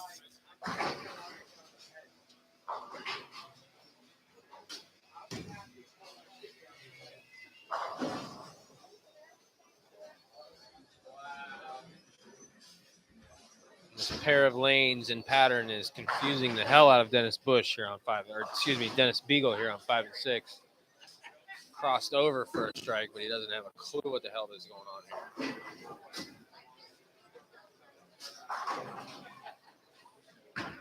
John Rakowski got a pretty good game going on 3 and 4. Started off with a spare before he's got a 4-bagger going on here, going into the 6th frame.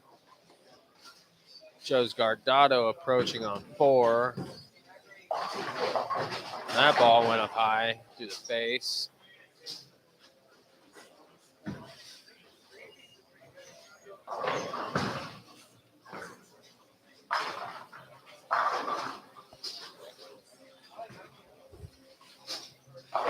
Robert Hilton about to be on the approach on 2s, clean through 5 with strikes in the first and second. Trying to get back on the strike train, bowling against Tyler Altman. I would say that Robert has he's definitely got the advantage now. He had the slight advantage before that happened.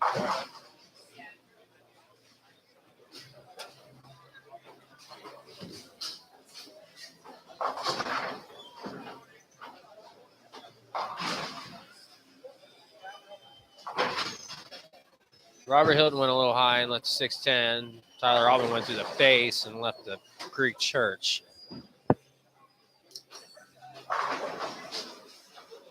It's a little warm in here tonight. My balls are sticking in my leg. I know. Is that the problem? Lack of fucking talent? I got you.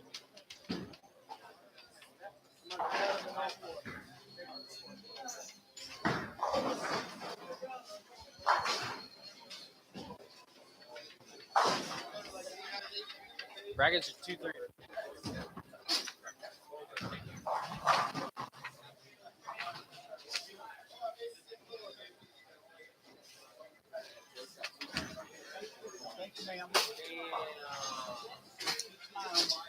Joe's Gardado shot 216 last game and made 41 out of 46 brackets. Brackets started in game 2 for this league. Again, run games 2, 3, and 4. This sheet doesn't tell me how many everybody got in, but Brad Stewart shot 171 and made 15 second rounds. Daniel Gacera shot 172 and made 3. Dave Covington shot 168 and made 1.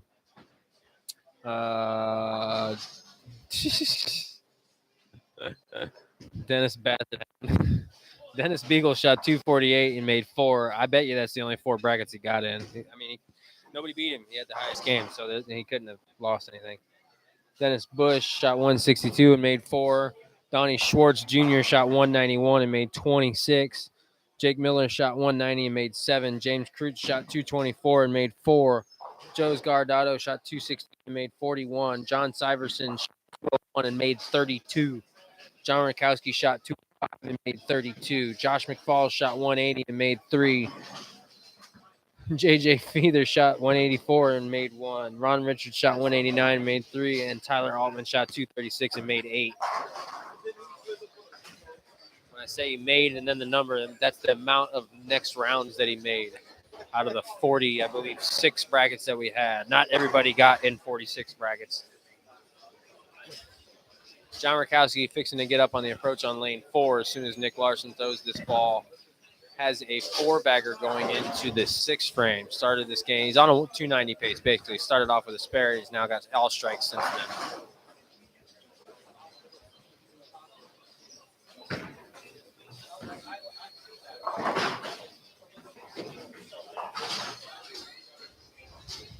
Still throwing that polished up track Paragon. Yep, that's a good looking shot. Ball went right through there that time.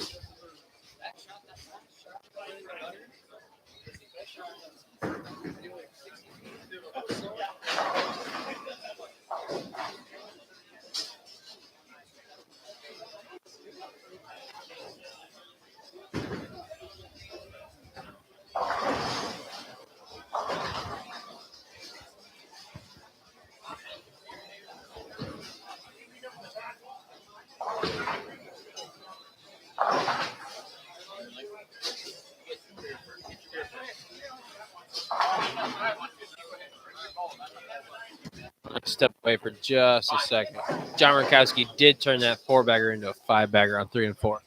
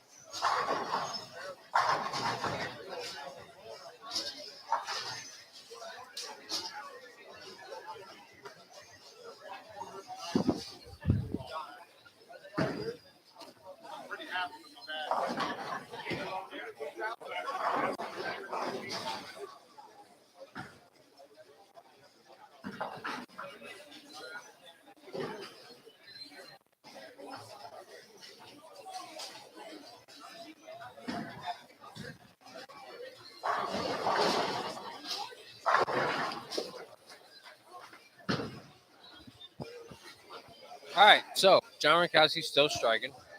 Shocker.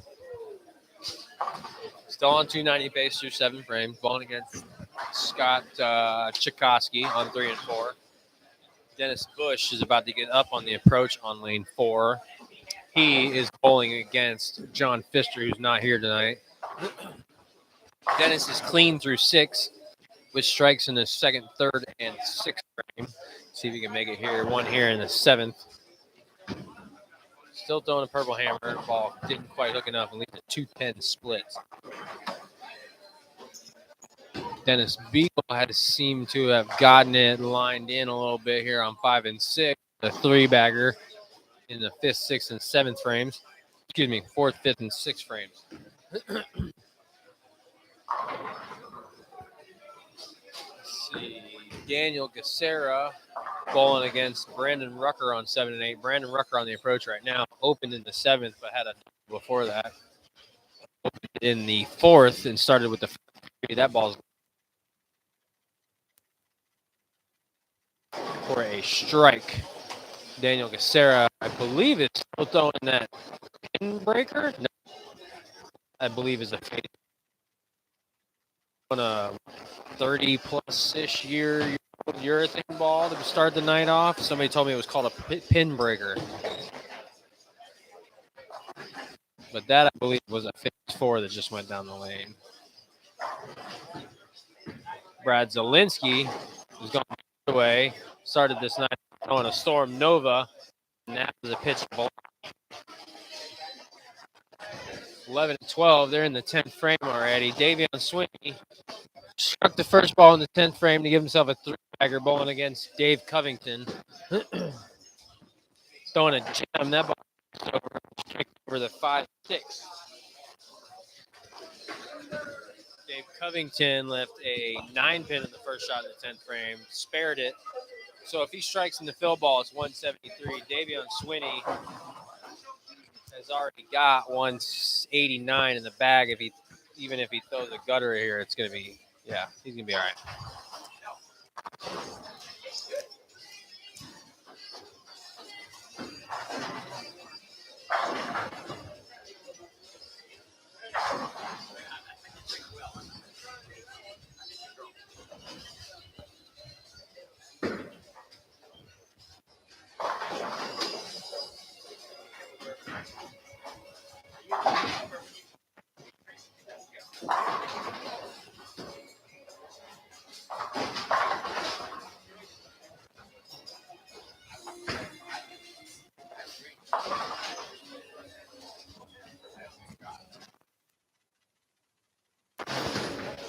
Lanes 9 and 10. James Cruz bowling against John Syverson. James Cruz started this game off open with 2 straight spares after that, and it's found strike train since then.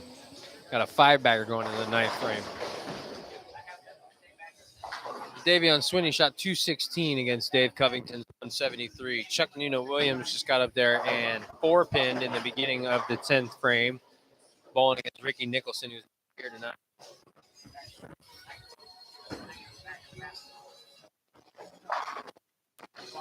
Joe Barna with a nice 3-bagger there after the first shot in the 10th frame.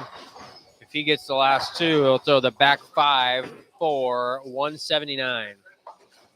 Chuck Nuno Williams spares that 4-pin there in the 10th frame, so he can strike in the fill ball for 171. James Cruz threw a good shot there on that 5-bagger, leaves a flat 7-pin left-handed bowler.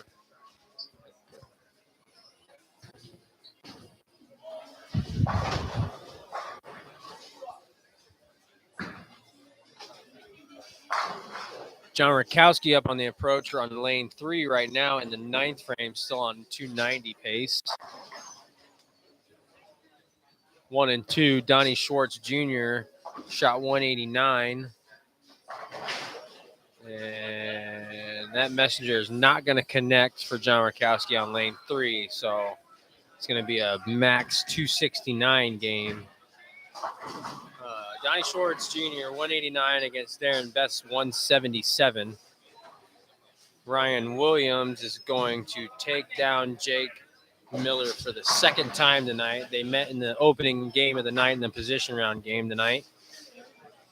And Ryan beat him in that game, and he's going to beat him again here, 201 to 176. And then to finish off that pair of lanes, you got Tyler Altman on lane 1. Can strike out, have the back 4 for 177. Robert Hilton has already thrown the first shot in the 10th frame. It resulted in an 8 split. So if he converts this and strikes out, it's 222. It's the baby split. It's just the 310.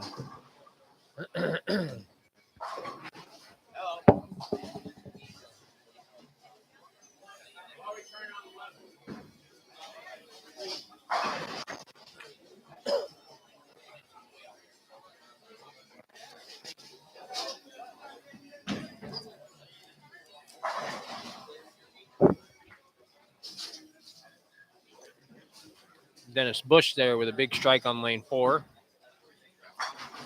In the 9th frame, bowling against John Fisher. If he strikes out, it's 199. John has to come in post bowl on Sunday.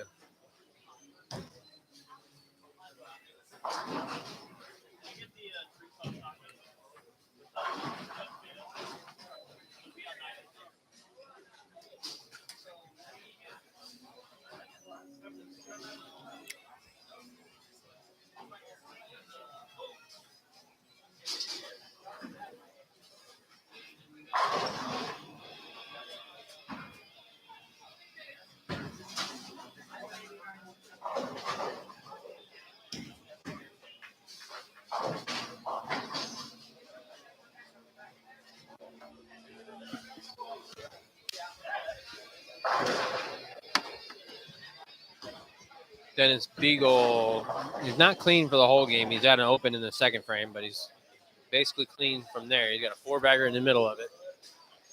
So he can strike out for 233 in the 2nd or the 3rd game here against Nick Larson, who should have just packed it in and came in post bowl on Sunday.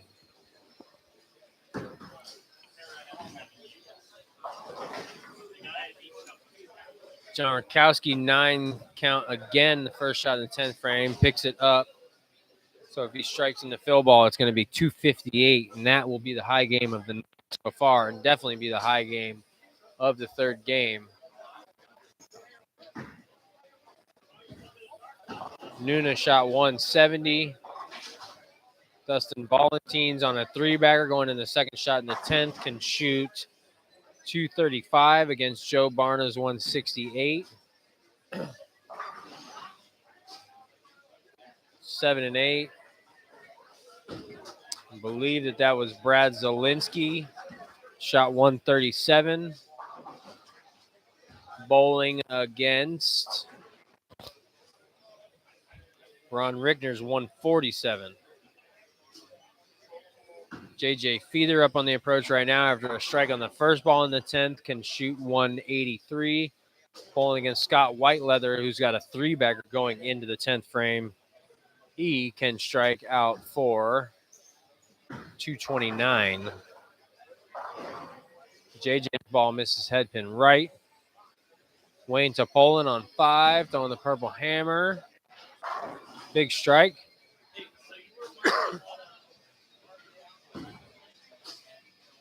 John Rakowski spared, and then 9 count in the fill ball for 257.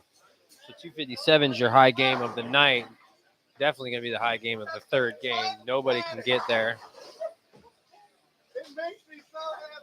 James Kreutz looking at the baby split on the left side to try and pick up and strike in the fill ball for 225 against John Syverson's 186 on 9 and 10. Picks the front pin off. So that's going to be a 214 game for James. James been bowling pretty well these last couple weeks. He just came off a shooting 216 in the last game. He's going to make a bunch of finals and brackets. I think he made like 30-something second rounds. Scott Whiteleather shot a 146 against John Rakowski's 257.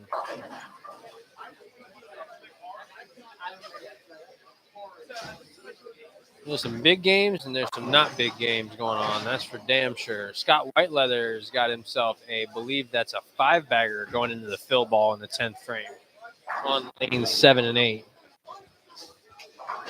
Yes, it is a 5-bagger, so he can shoot 229 here.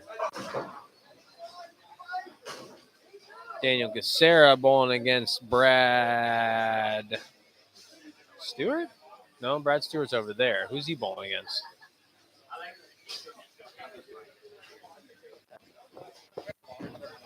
Okay. Okay. Will you call a ball return on 11, please?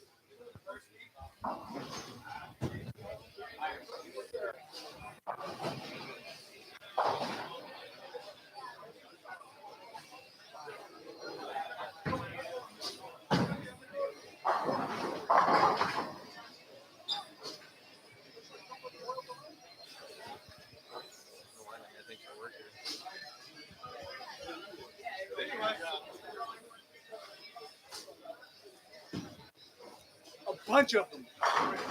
Huh? I can't hear you. A bunch of beers? Okay. Huh? A bunch of beers? Bunch of something alcohol. I love this pattern, everyone. I think we should bowl in this pattern every day of the week. Just have fun every single day. Governor, oh, really?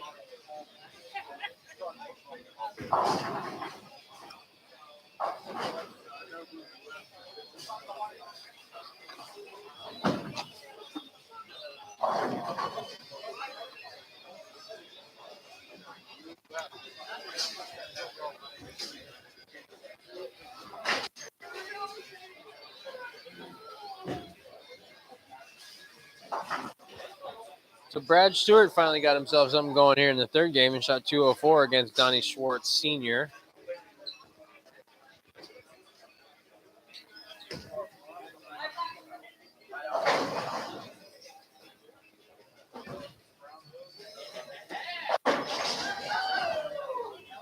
Brandon Rucker just struck in the fill ball to shoot 200 and beat Daniel Gacera 200 to 183.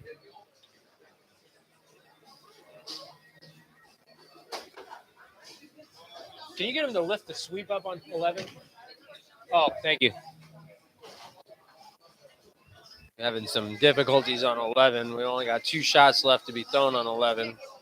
But the sweep's stuck down and they're working on it. And other than that, we got 5 and 6 left to finish up before we get into the final game of the night here.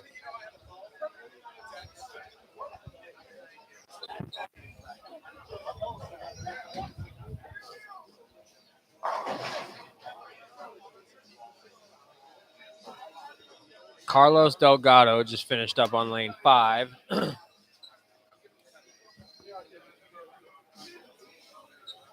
he shot bowling against Wayne Topolin, shot 165. Wayne spared his, I believe that was a 10 pin there in the first shot of the 10th.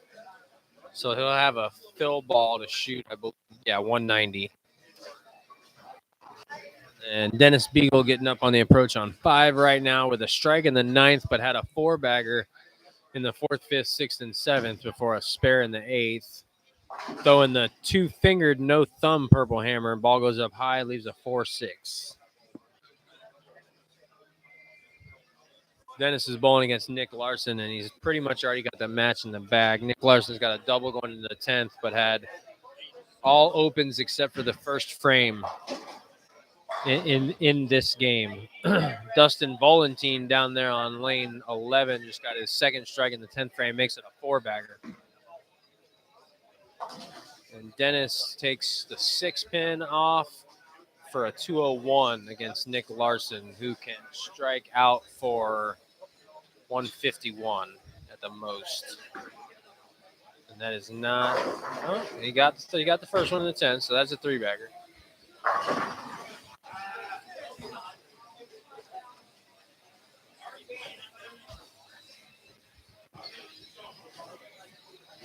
For the few of you that are out there watching, we do have a scratch tournament coming up this Sunday. Scratch tournament, 6 games qualifying on the bear pattern. I don't have any specifics for this year's bear pattern, but it's this year's bear pattern. The bear pattern, if I remember correctly, is generally somewhere in the area of between 39 and 42 feet and generally pretty flat, like 2 to 1 or less. Sometimes it's like 1.8 to 1, I think, if I'm remembering correctly. So it'll be tough. It'll be 6 games, scratch, total pinfall, cut to the top 5 for a step ladder final to determine the winner. It is a, believe, a $65 entry fee. We will be having some brackets. We will be having, I believe, a Nassau and an eliminator. Check in at 2 o'clock, bowl at 3 o'clock. I am almost positive that some of the Weber kids are going to be down here. I think I have to ask Nick in a minute what their plans are for this weekend. But they usually try to make it down here if they can. Verity probably won't be here because they're still in the middle of the PWBA season. I know she won't be here. They have an event this weekend. John Janowitz may be here. He makes the drive down here every time he can when he's in town or whatever for this tournament. I think I saw Bosquez. Tom Bosquez is going to be here in attendance. A couple guys I think I saw said they were going to be in Vegas. This is the same pattern that they're going to use, not this pattern that we're bowling on tonight, but the pattern that they're bowling on Saturday is going to be the same pattern that they're using for the Spring Hill Regional, and I believe it's about 5 weeks, a little less than 5 weeks away. It's probably exactly a month away. I believe it's the 7th and 8th of July.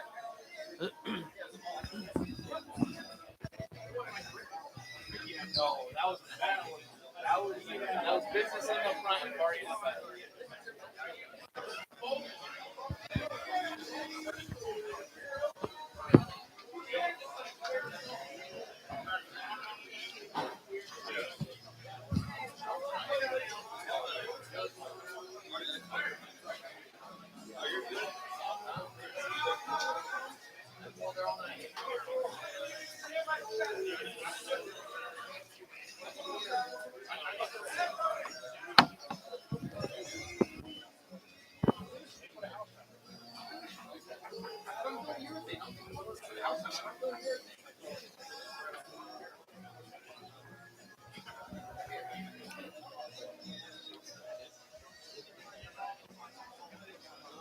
All right, screens are starting to come up now for the 4th and final game of the night. We're going to start throwing some balls here in just a second.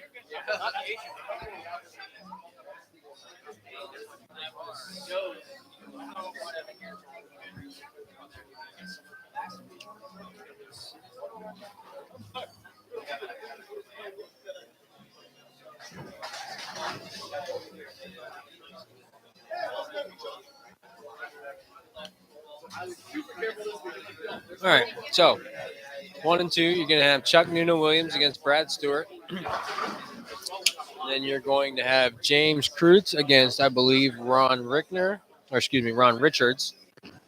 And then down at the bottom, you're going to have Josh McFalls against Daniel Gacera. Lanes 3 and 4, you got Dave Covington bowling against Bobby Hamilton, who's not here tonight. Then you're going to have Nick Larson bowling against Dennis Bush. And then finally down at the bottom, you're going to have, I believe that's going to be Joe's Guardado against John. Not going to be John Rakowski. That might be where John Pfister is, and they just haven't blinded him yet. No, John Pfister's down there. Who's that going to be? John Syverson. Joe's Guardado against John Syverson. 5 and 6, Darren Best bowling against Dennis Beagle. Dennis Beagle's first shot's gone through the face and left in the left-handed version of the Greek church. Meanwhile, Darren Bush has whacked the pocket down.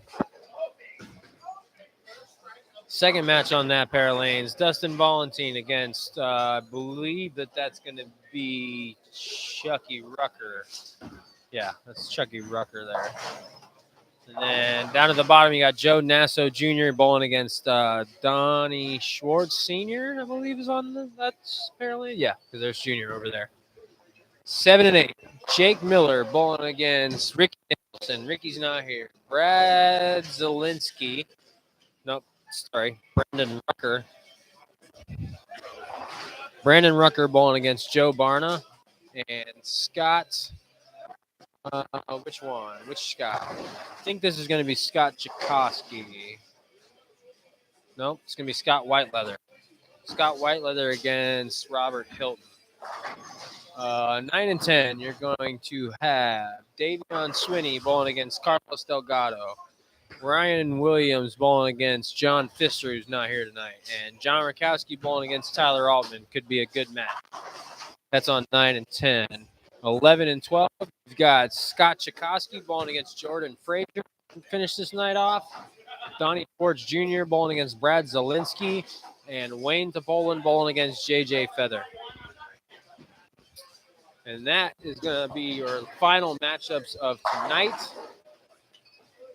And remember, when we come in here next week for game one and every week for game one, it's a position round game as soon as we walk in the door.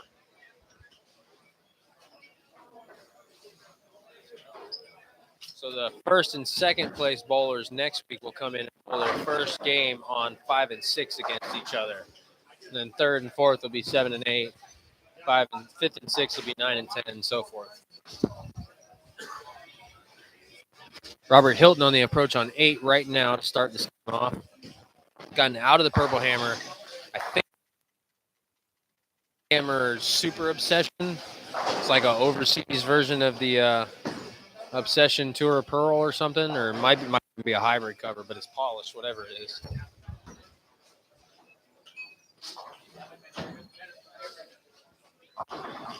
Dennis Bush started this game off with a strike, just left a weak 2-pin that's been throwing a Purple Hammer all night long.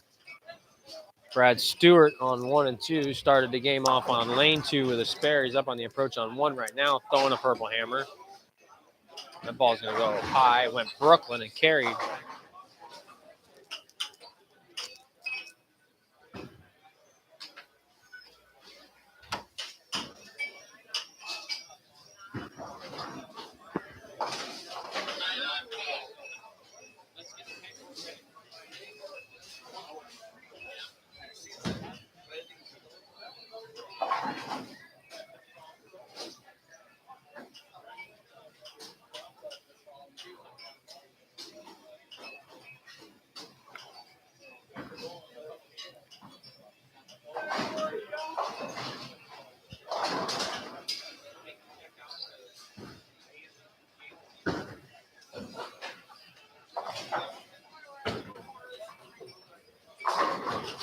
John Syverson is ripping the cover off of a Purple Hammer from the left side of the lane, and he's got the front 2 to start this game.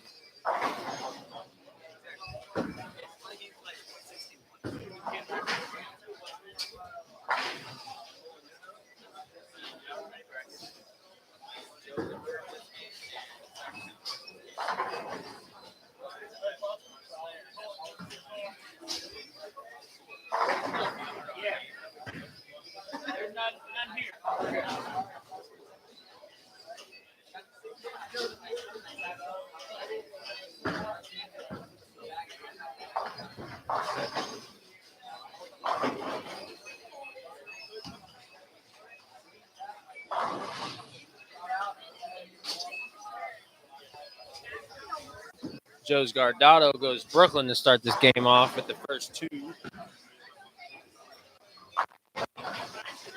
Got Brad Zielinski down here on 11 and 12 with this front 2. Got first 2 on 8. Truck in the first frame, and it's up on lane.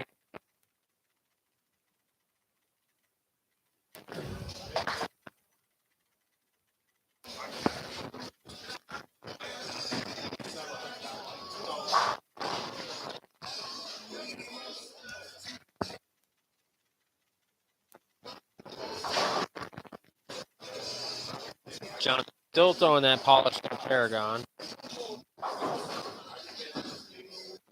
That ball looks good. Yep.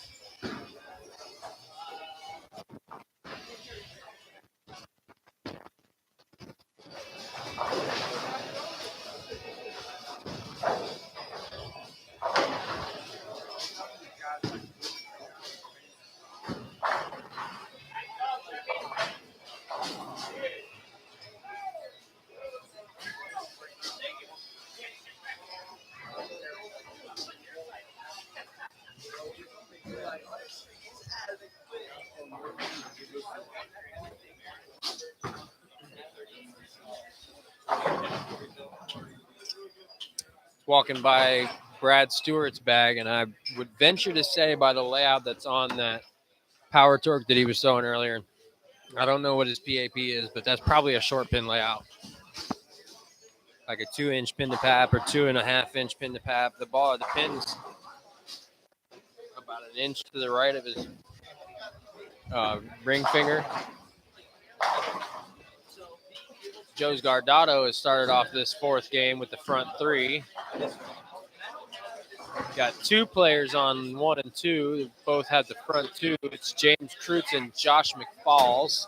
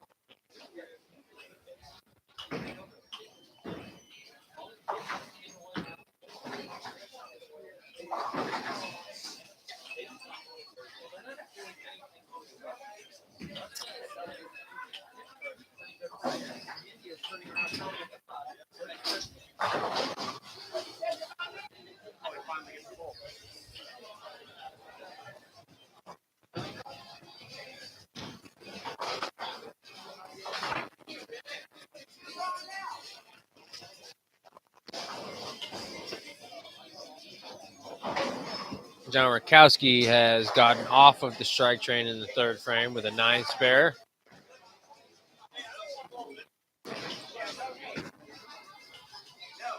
Got some technical difficulties on lane 5.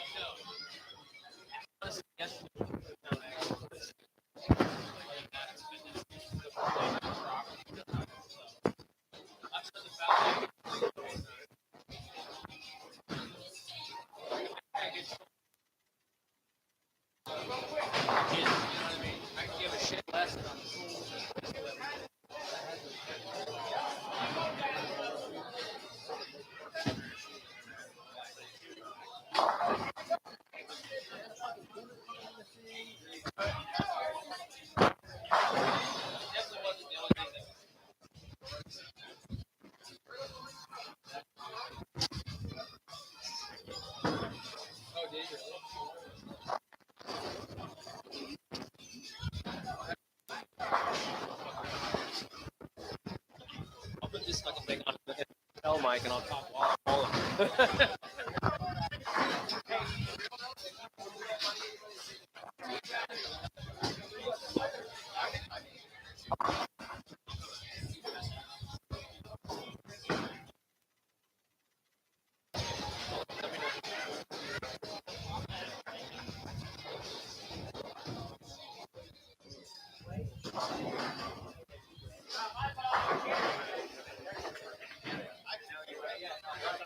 There's one perfect game bid left. It's on lane 4, and the ball just went down the approach right now, and the ball went high in 7 count. So all the perfect game bids for the fourth game are, oh, nope, sorry, I spoke too soon. Joe Barna on lane 7 just got his 4th strike in a row to open this game up. Sorry, darling.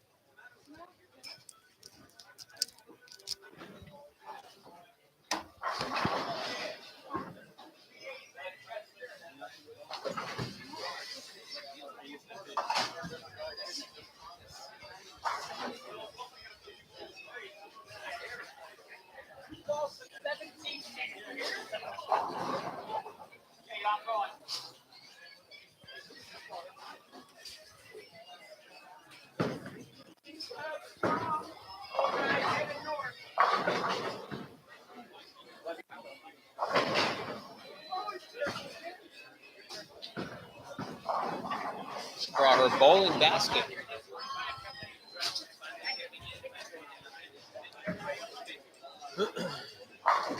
All right, lane 9 and 10, lane 9 specifically. Davion Swindy started the game off strike, spare, double. Bowling Carlos Delgado, who started the game off open, double, spare. Davion is still throwing a gem.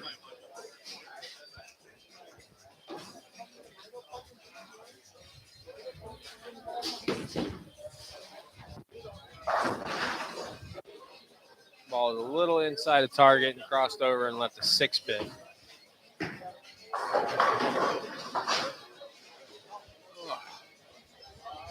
Five and 6 is way behind now.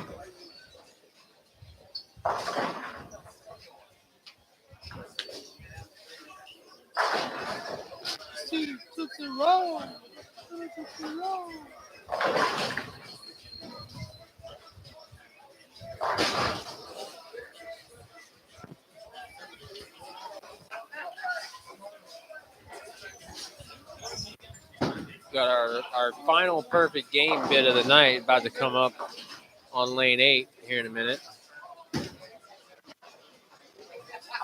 Joe Barna with the front 4 bowling against Brandon Rucker.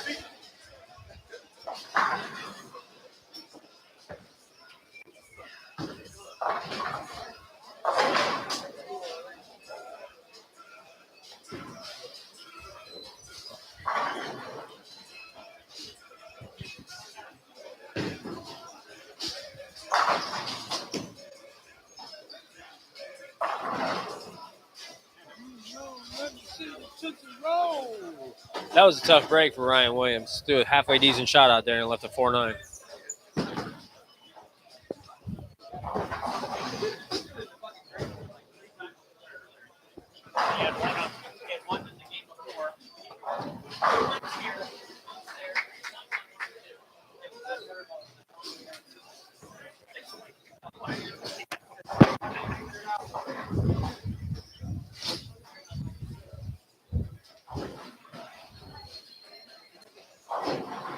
I had missed it, but Darren Bess on 5 and 6 has the front 3.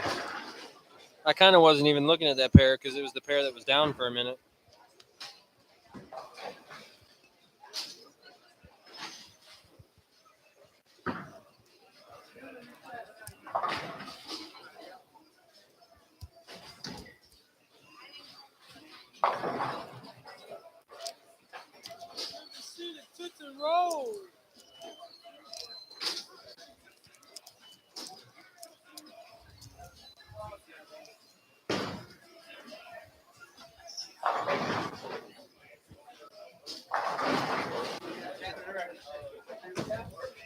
Brad Stewart getting that short pin power torque back out.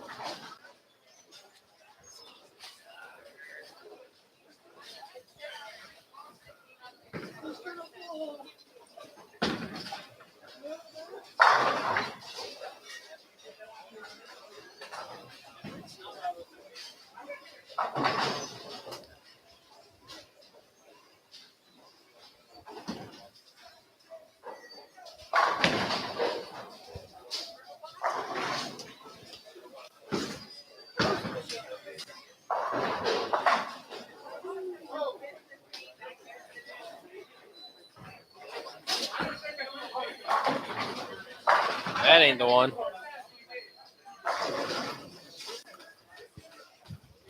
So Darren Bess has the front 3 bowling against Dennis Beagle. Dennis has opened this game up open, spare. He is in jeopardy of going 2 and 2 on this night, just like he did the first night.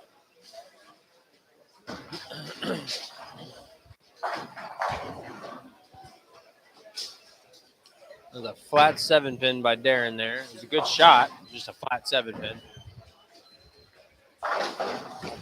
Dennis throwing the thumb in Purple Hammer, and that ball hooked up early and sent something rolling over there at the 6-pin. Take it down.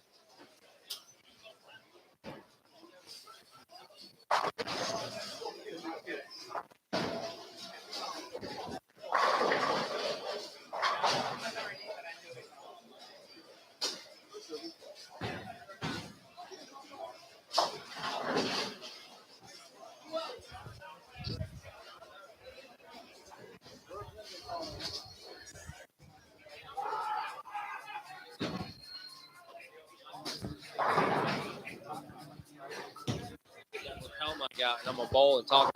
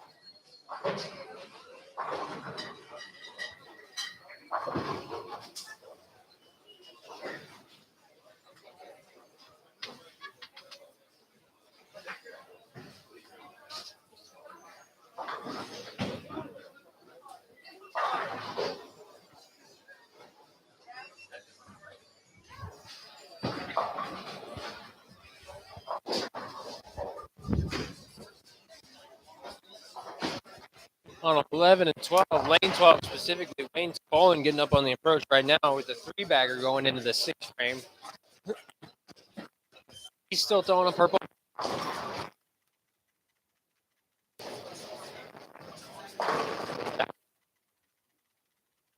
For Wayne, bowling against JJ Feather.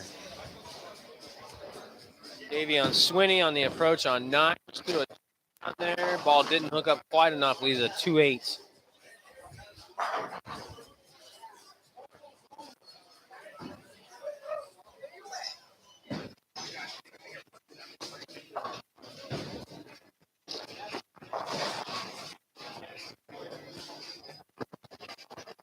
So all night I've been talking about Ricky Nicholson being one of the 3 players that's not here, and he's going to be in here on Sunday to post bowl. But he has dropped out of the league, I was just told.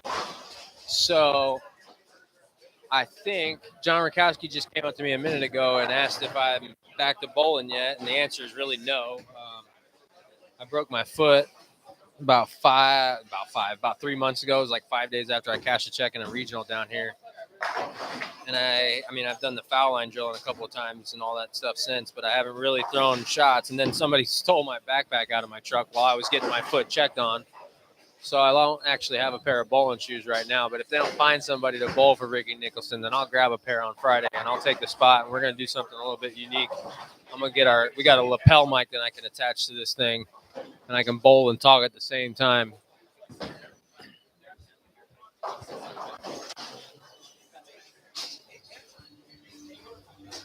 I'm sure I'm going to bowl like dog ass because I really haven't thrown a bowling ball in about, other than doing the foul line drill, about 3 months exactly, honestly.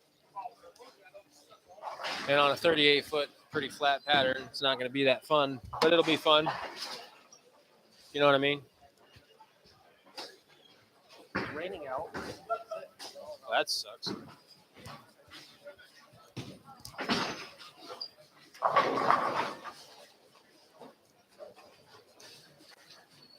So apparently Ricky Nicholson dropped out. Really?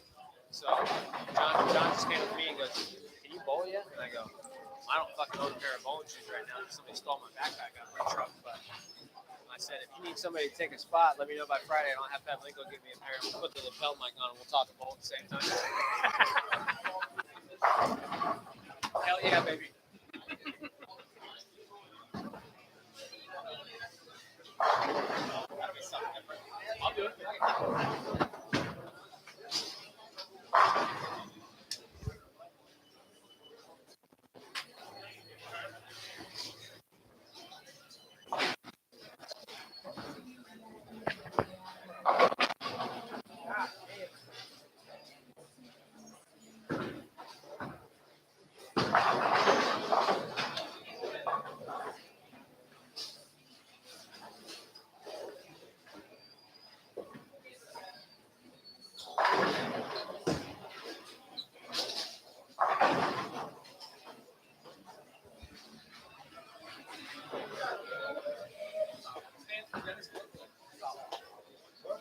So as many strikes as were being thrown around in here in the beginning of this game and last game, a whole lot going on in here right now.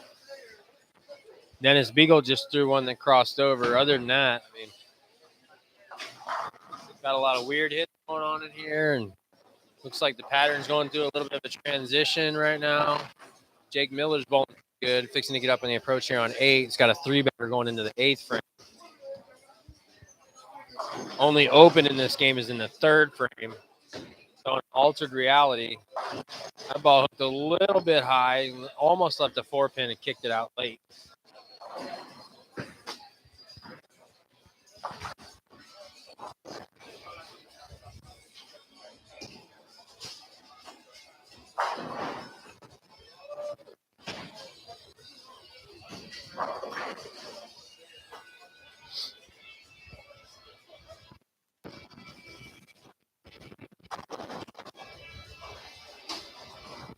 Jordan Frazier getting up on the approach on 11 here. He's got a good clean going. He's got a 3-bagger in the 4th, 5th, and 6th. Spare in the 7th. This is the 8th frame. Throwing, I think that's the black raw hammer. And that was a big strike in the 8th frame. So if he strikes out, he's staring at 249, I think.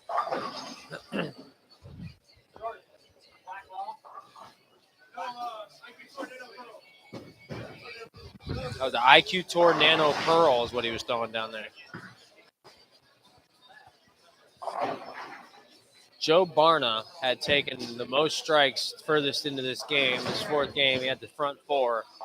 Opened in the 5th, spared in the 6th, opened in the 7th, spared in the 8th. At this point, I think Jordan Frazier's 249 potential game on 11 and 12 is the highest potential game we've got out there right now. Jake Miller on 7 and 8, I think can strike out for 248.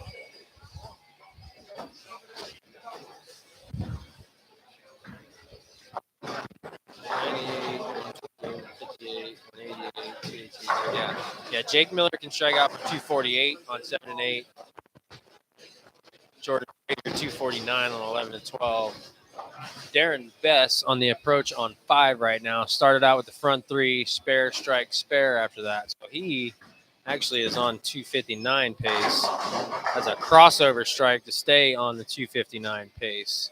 So that's your high game pace right now for this 4th game. Robert Hilton is mightily struggling here in the 3rd game, bowling against Scott Whiteleather. Scott Whiteleather definitely has the advantage. I don't believe that. Yeah, Robert threw a strike in the 1st frame, and then he just threw a 1 in the 7th frame a couple of frames ago. But other than that, he went strike, spare, open, spare, spare, open, strike, spare. Scott Whiteleather, spare, spare, 3-bagger, open, double, going into the 9th frame. Jake Miller with the 4-bagger makes it a 5-bagger in the 9th frame. So he can throw the back 3 in the 10th to make it the back, I believe, 8 for the game for 248. Dennis Beagle crossover strike on lane 6 for a double there, bowling against Darren Best. Darren Best definitely has the advantage. Darren Best clean through 7. Dennis has 2 opens, 1 in the 1st and 1 in the 5th. Let's see. Davion Swinney on lane 9. Lane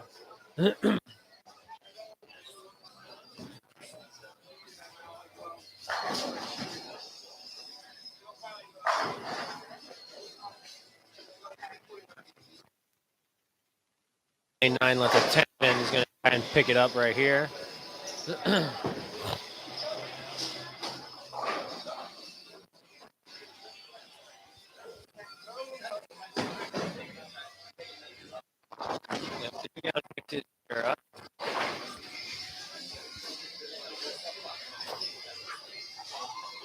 Jordan Frazier is about to take the approach on 12. Has the potential 249 game going. Taking the approach on 12 for the 9th frame.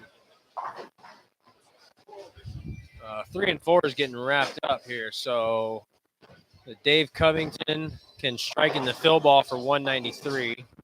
Bowling against Bobby Hamilton, who's not here. And then you've got Dennis Bush, who just threw his shot in the fill ball in the 10th frame for, I believe, a 178, I believe it was. Sorry, 191. I don't know how I got that far off. He's bowling against Nick Larson, who can strike out for 194. But as much pain as Nick looks all night, I don't know that that's going to be too. I did see him throw a three-bagger at one point tonight, though, already. Donnie Schwartz has a three-bagger going into the 10th frame on a lane 11 and 12. He can strike out for 257. Jordan did get the strike in the 9th frame, so he's still on his 249 pace. Tyler Altman and John Rakowski. Tyler Altman just threw one right through the face. Leaves the 3, 4, 6, 7. Meanwhile, John Rakowski is clean through 8 frames in this game, and that's going to be a strike in the 9th frame. Jake Miller turns his 5-bagger into a 6-bagger with a strike in the first ball in the 10th frame against, well, potentially me, I guess, if I end up taking that spot. So I think it's safe to say I'm probably going to lose this last game.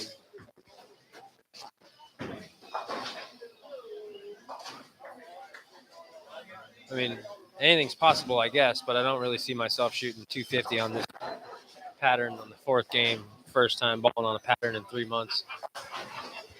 Take my ass to the bowling alley tomorrow, though. Fucking practice. Johnny Ragdon already started something. Can't stop. Jordan Frazier up on the approach on 11 right now in the 10th frame, trying to get all 3 in the 10th for the back 5 and 248. That ball was wide, hooked up. Could have been a 4-9 for the same price, but they all went down.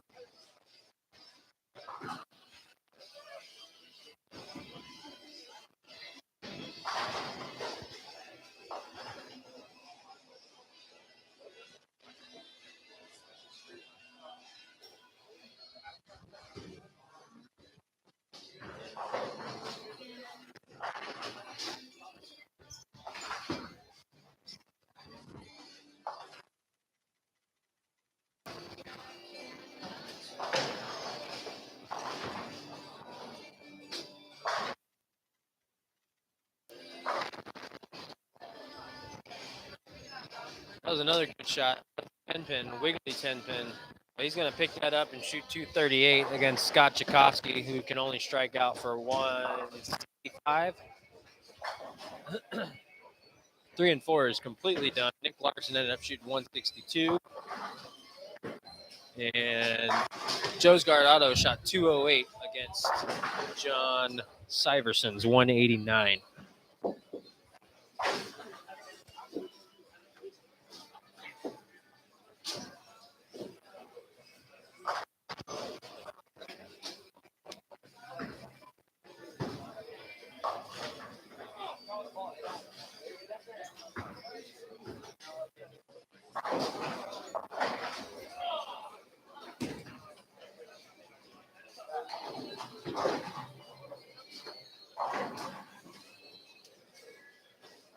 Okay.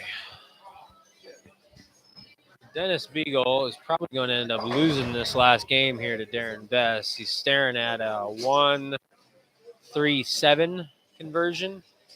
Had a 3-bagger going in the 6th, 7th, and 8th frames, but this pattern's tough. And that's not going to be a conversion, so that's an open frame there in the 9th. And Darren was still on that 259 pace.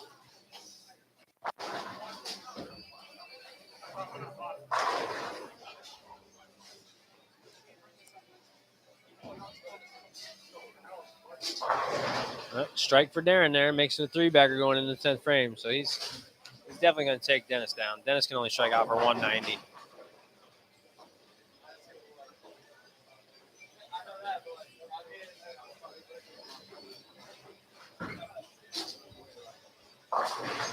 Jordan Frazier did spare there for the 238. Johnny Rack getting up in the 10th frame right now. Paragon's away. Strike for a double. If he strikes out. It's 2:30. Tyler Altman struck in the first part of the 10th frame, left a 2-8, and converted it for 184. So that's definitely a win for Johnny Rack against Tyler Altman. Robert Hilton throws the second ball in the 10th frame, a little bit right of target, and it never hooked back to the head pin. Could have struck out for 192. He can now convert this for 178.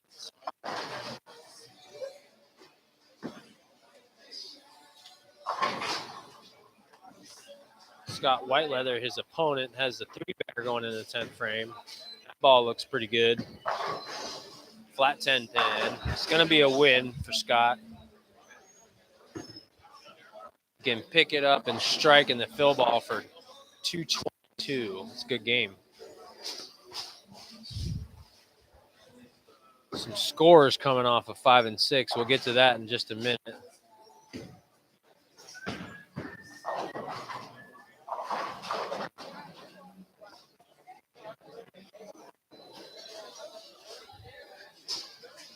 Some scores coming off of 5 and 6. Josh McFall's got a good game going on 1 and 2. Can strike out for, I believe that would be 268 if he did strike out.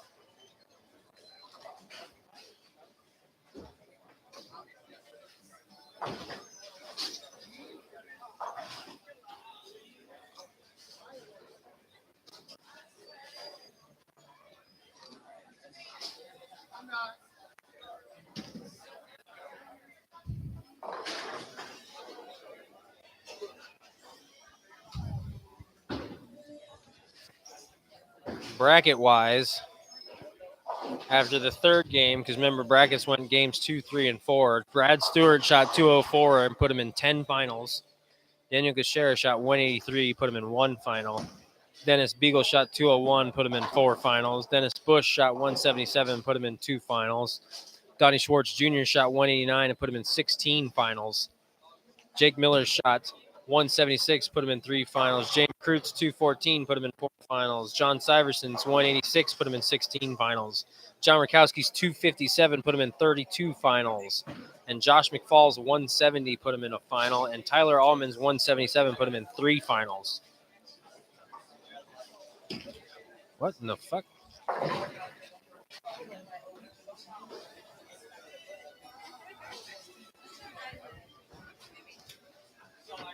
Yo.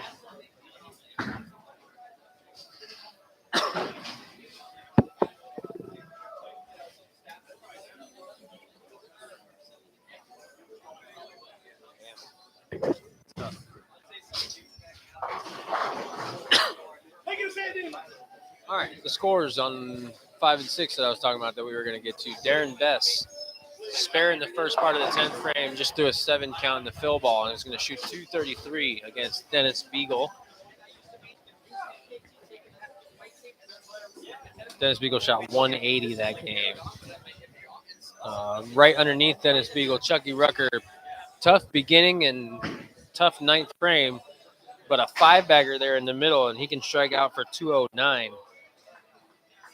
Bowling against Dustin Valentine, who's on a 269 pace, started off the game with a spare and a double before another spare, and now a 5-bagger. So that one's well in hand for Dustin pretty much.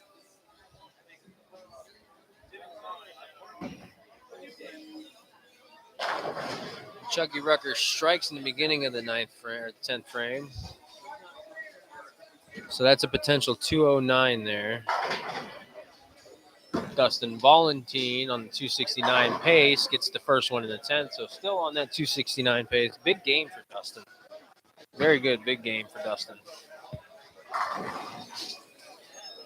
1 and 2's finishing up. This pair is finishing up. This is going to be the last couple of shots here of the night. Brad Stewart on lane 1. Struck first shot in the 10th frame. Can get the last 2 for 186, falling against Chuck Nuna Williams, who shot 140. So that's already a win for Brad.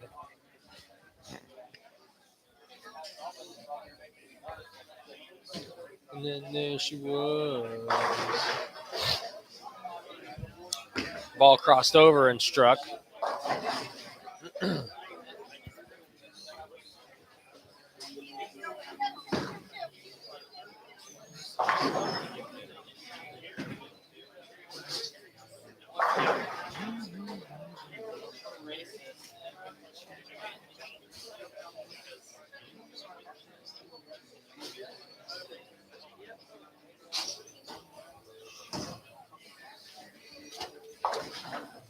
Oh, Chucky picked that off, so it was 197 for Chucky against Dustin Valentine. 7 count in the second shot in the 10th.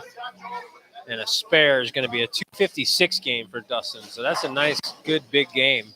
Biggest game of the night, honestly, out of the whole bowling alley. I don't think anybody shot anything bigger than that.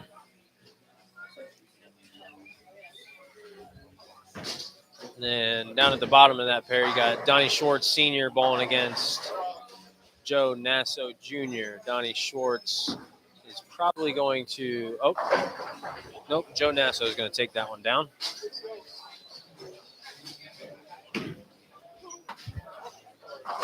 One and two. Ron Rickner strikes first ball in the 10th frame. Gives him a double going into the second ball in the 10th frame. His match was James Kreutz, who was through the last 3 in the 10th for 150. Ron Richards can strike out for 206. Will be the back 4 for 206.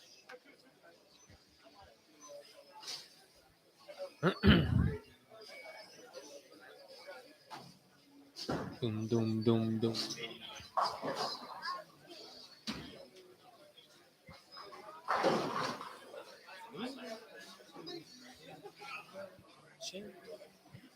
Ten pin for Ron Richards, so it's now a max of 195. Josh McFalls converts a 10 pin there in the beginning part of the 10th frame, so he's got a fill ball chance to shoot 234. It's a nice game to finish on. It's definitely going to be a win bowling against Daniel Casera, who's not bowling well this game.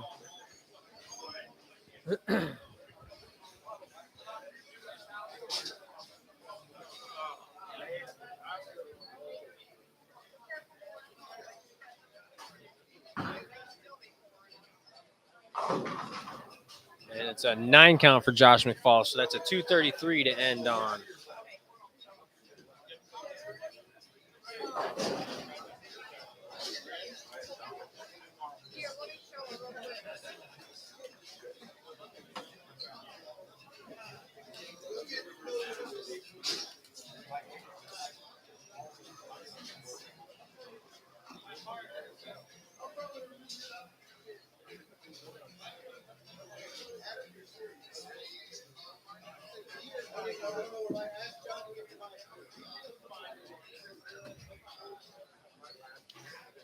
All right, folks, that's pretty much going to wrap it up for the bowling tonight. I mean, Daniel's still got 1 shot, maybe 2 if he converts this, and he does not convert it. So that's the end of our night tonight. Don't forget, Saturday, the scratch sweeper on the bear pattern, 6 games, $65 to enter. Sign-ups at 2, bowl at 3 o'clock. Cut to the top 5 for a step ladder to determine the winner. There will be brackets. There will be Nassaus. There will be an eliminator, I'm pretty sure. And then this Sunday and every Sunday, check-in at 10, bowl at 11 for the handicap 4-game sweeper. 4 games, total pinfall, no top 5 step ladder, 80% of 220, I believe, is the handicap for that deal. So come on in at about 9:45, 10 o'clock, sign up, grab yourself a breakfast because they make really killer breakfast in here. And have a good old time. And I will be here. I should be here on Saturday to call the scratch sweeper. And then I will probably be here on Sunday to post bowl for tonight, I guess, if I end up being the one that takes that spot. But we ain't calling that. That's not even going to be on the live stream. So thanks to AAA Schwartz Roofing for being the title sponsor to this deal. And we will see you guys in a week for the last week on the Wayne Webb pattern. Y'all have a good night.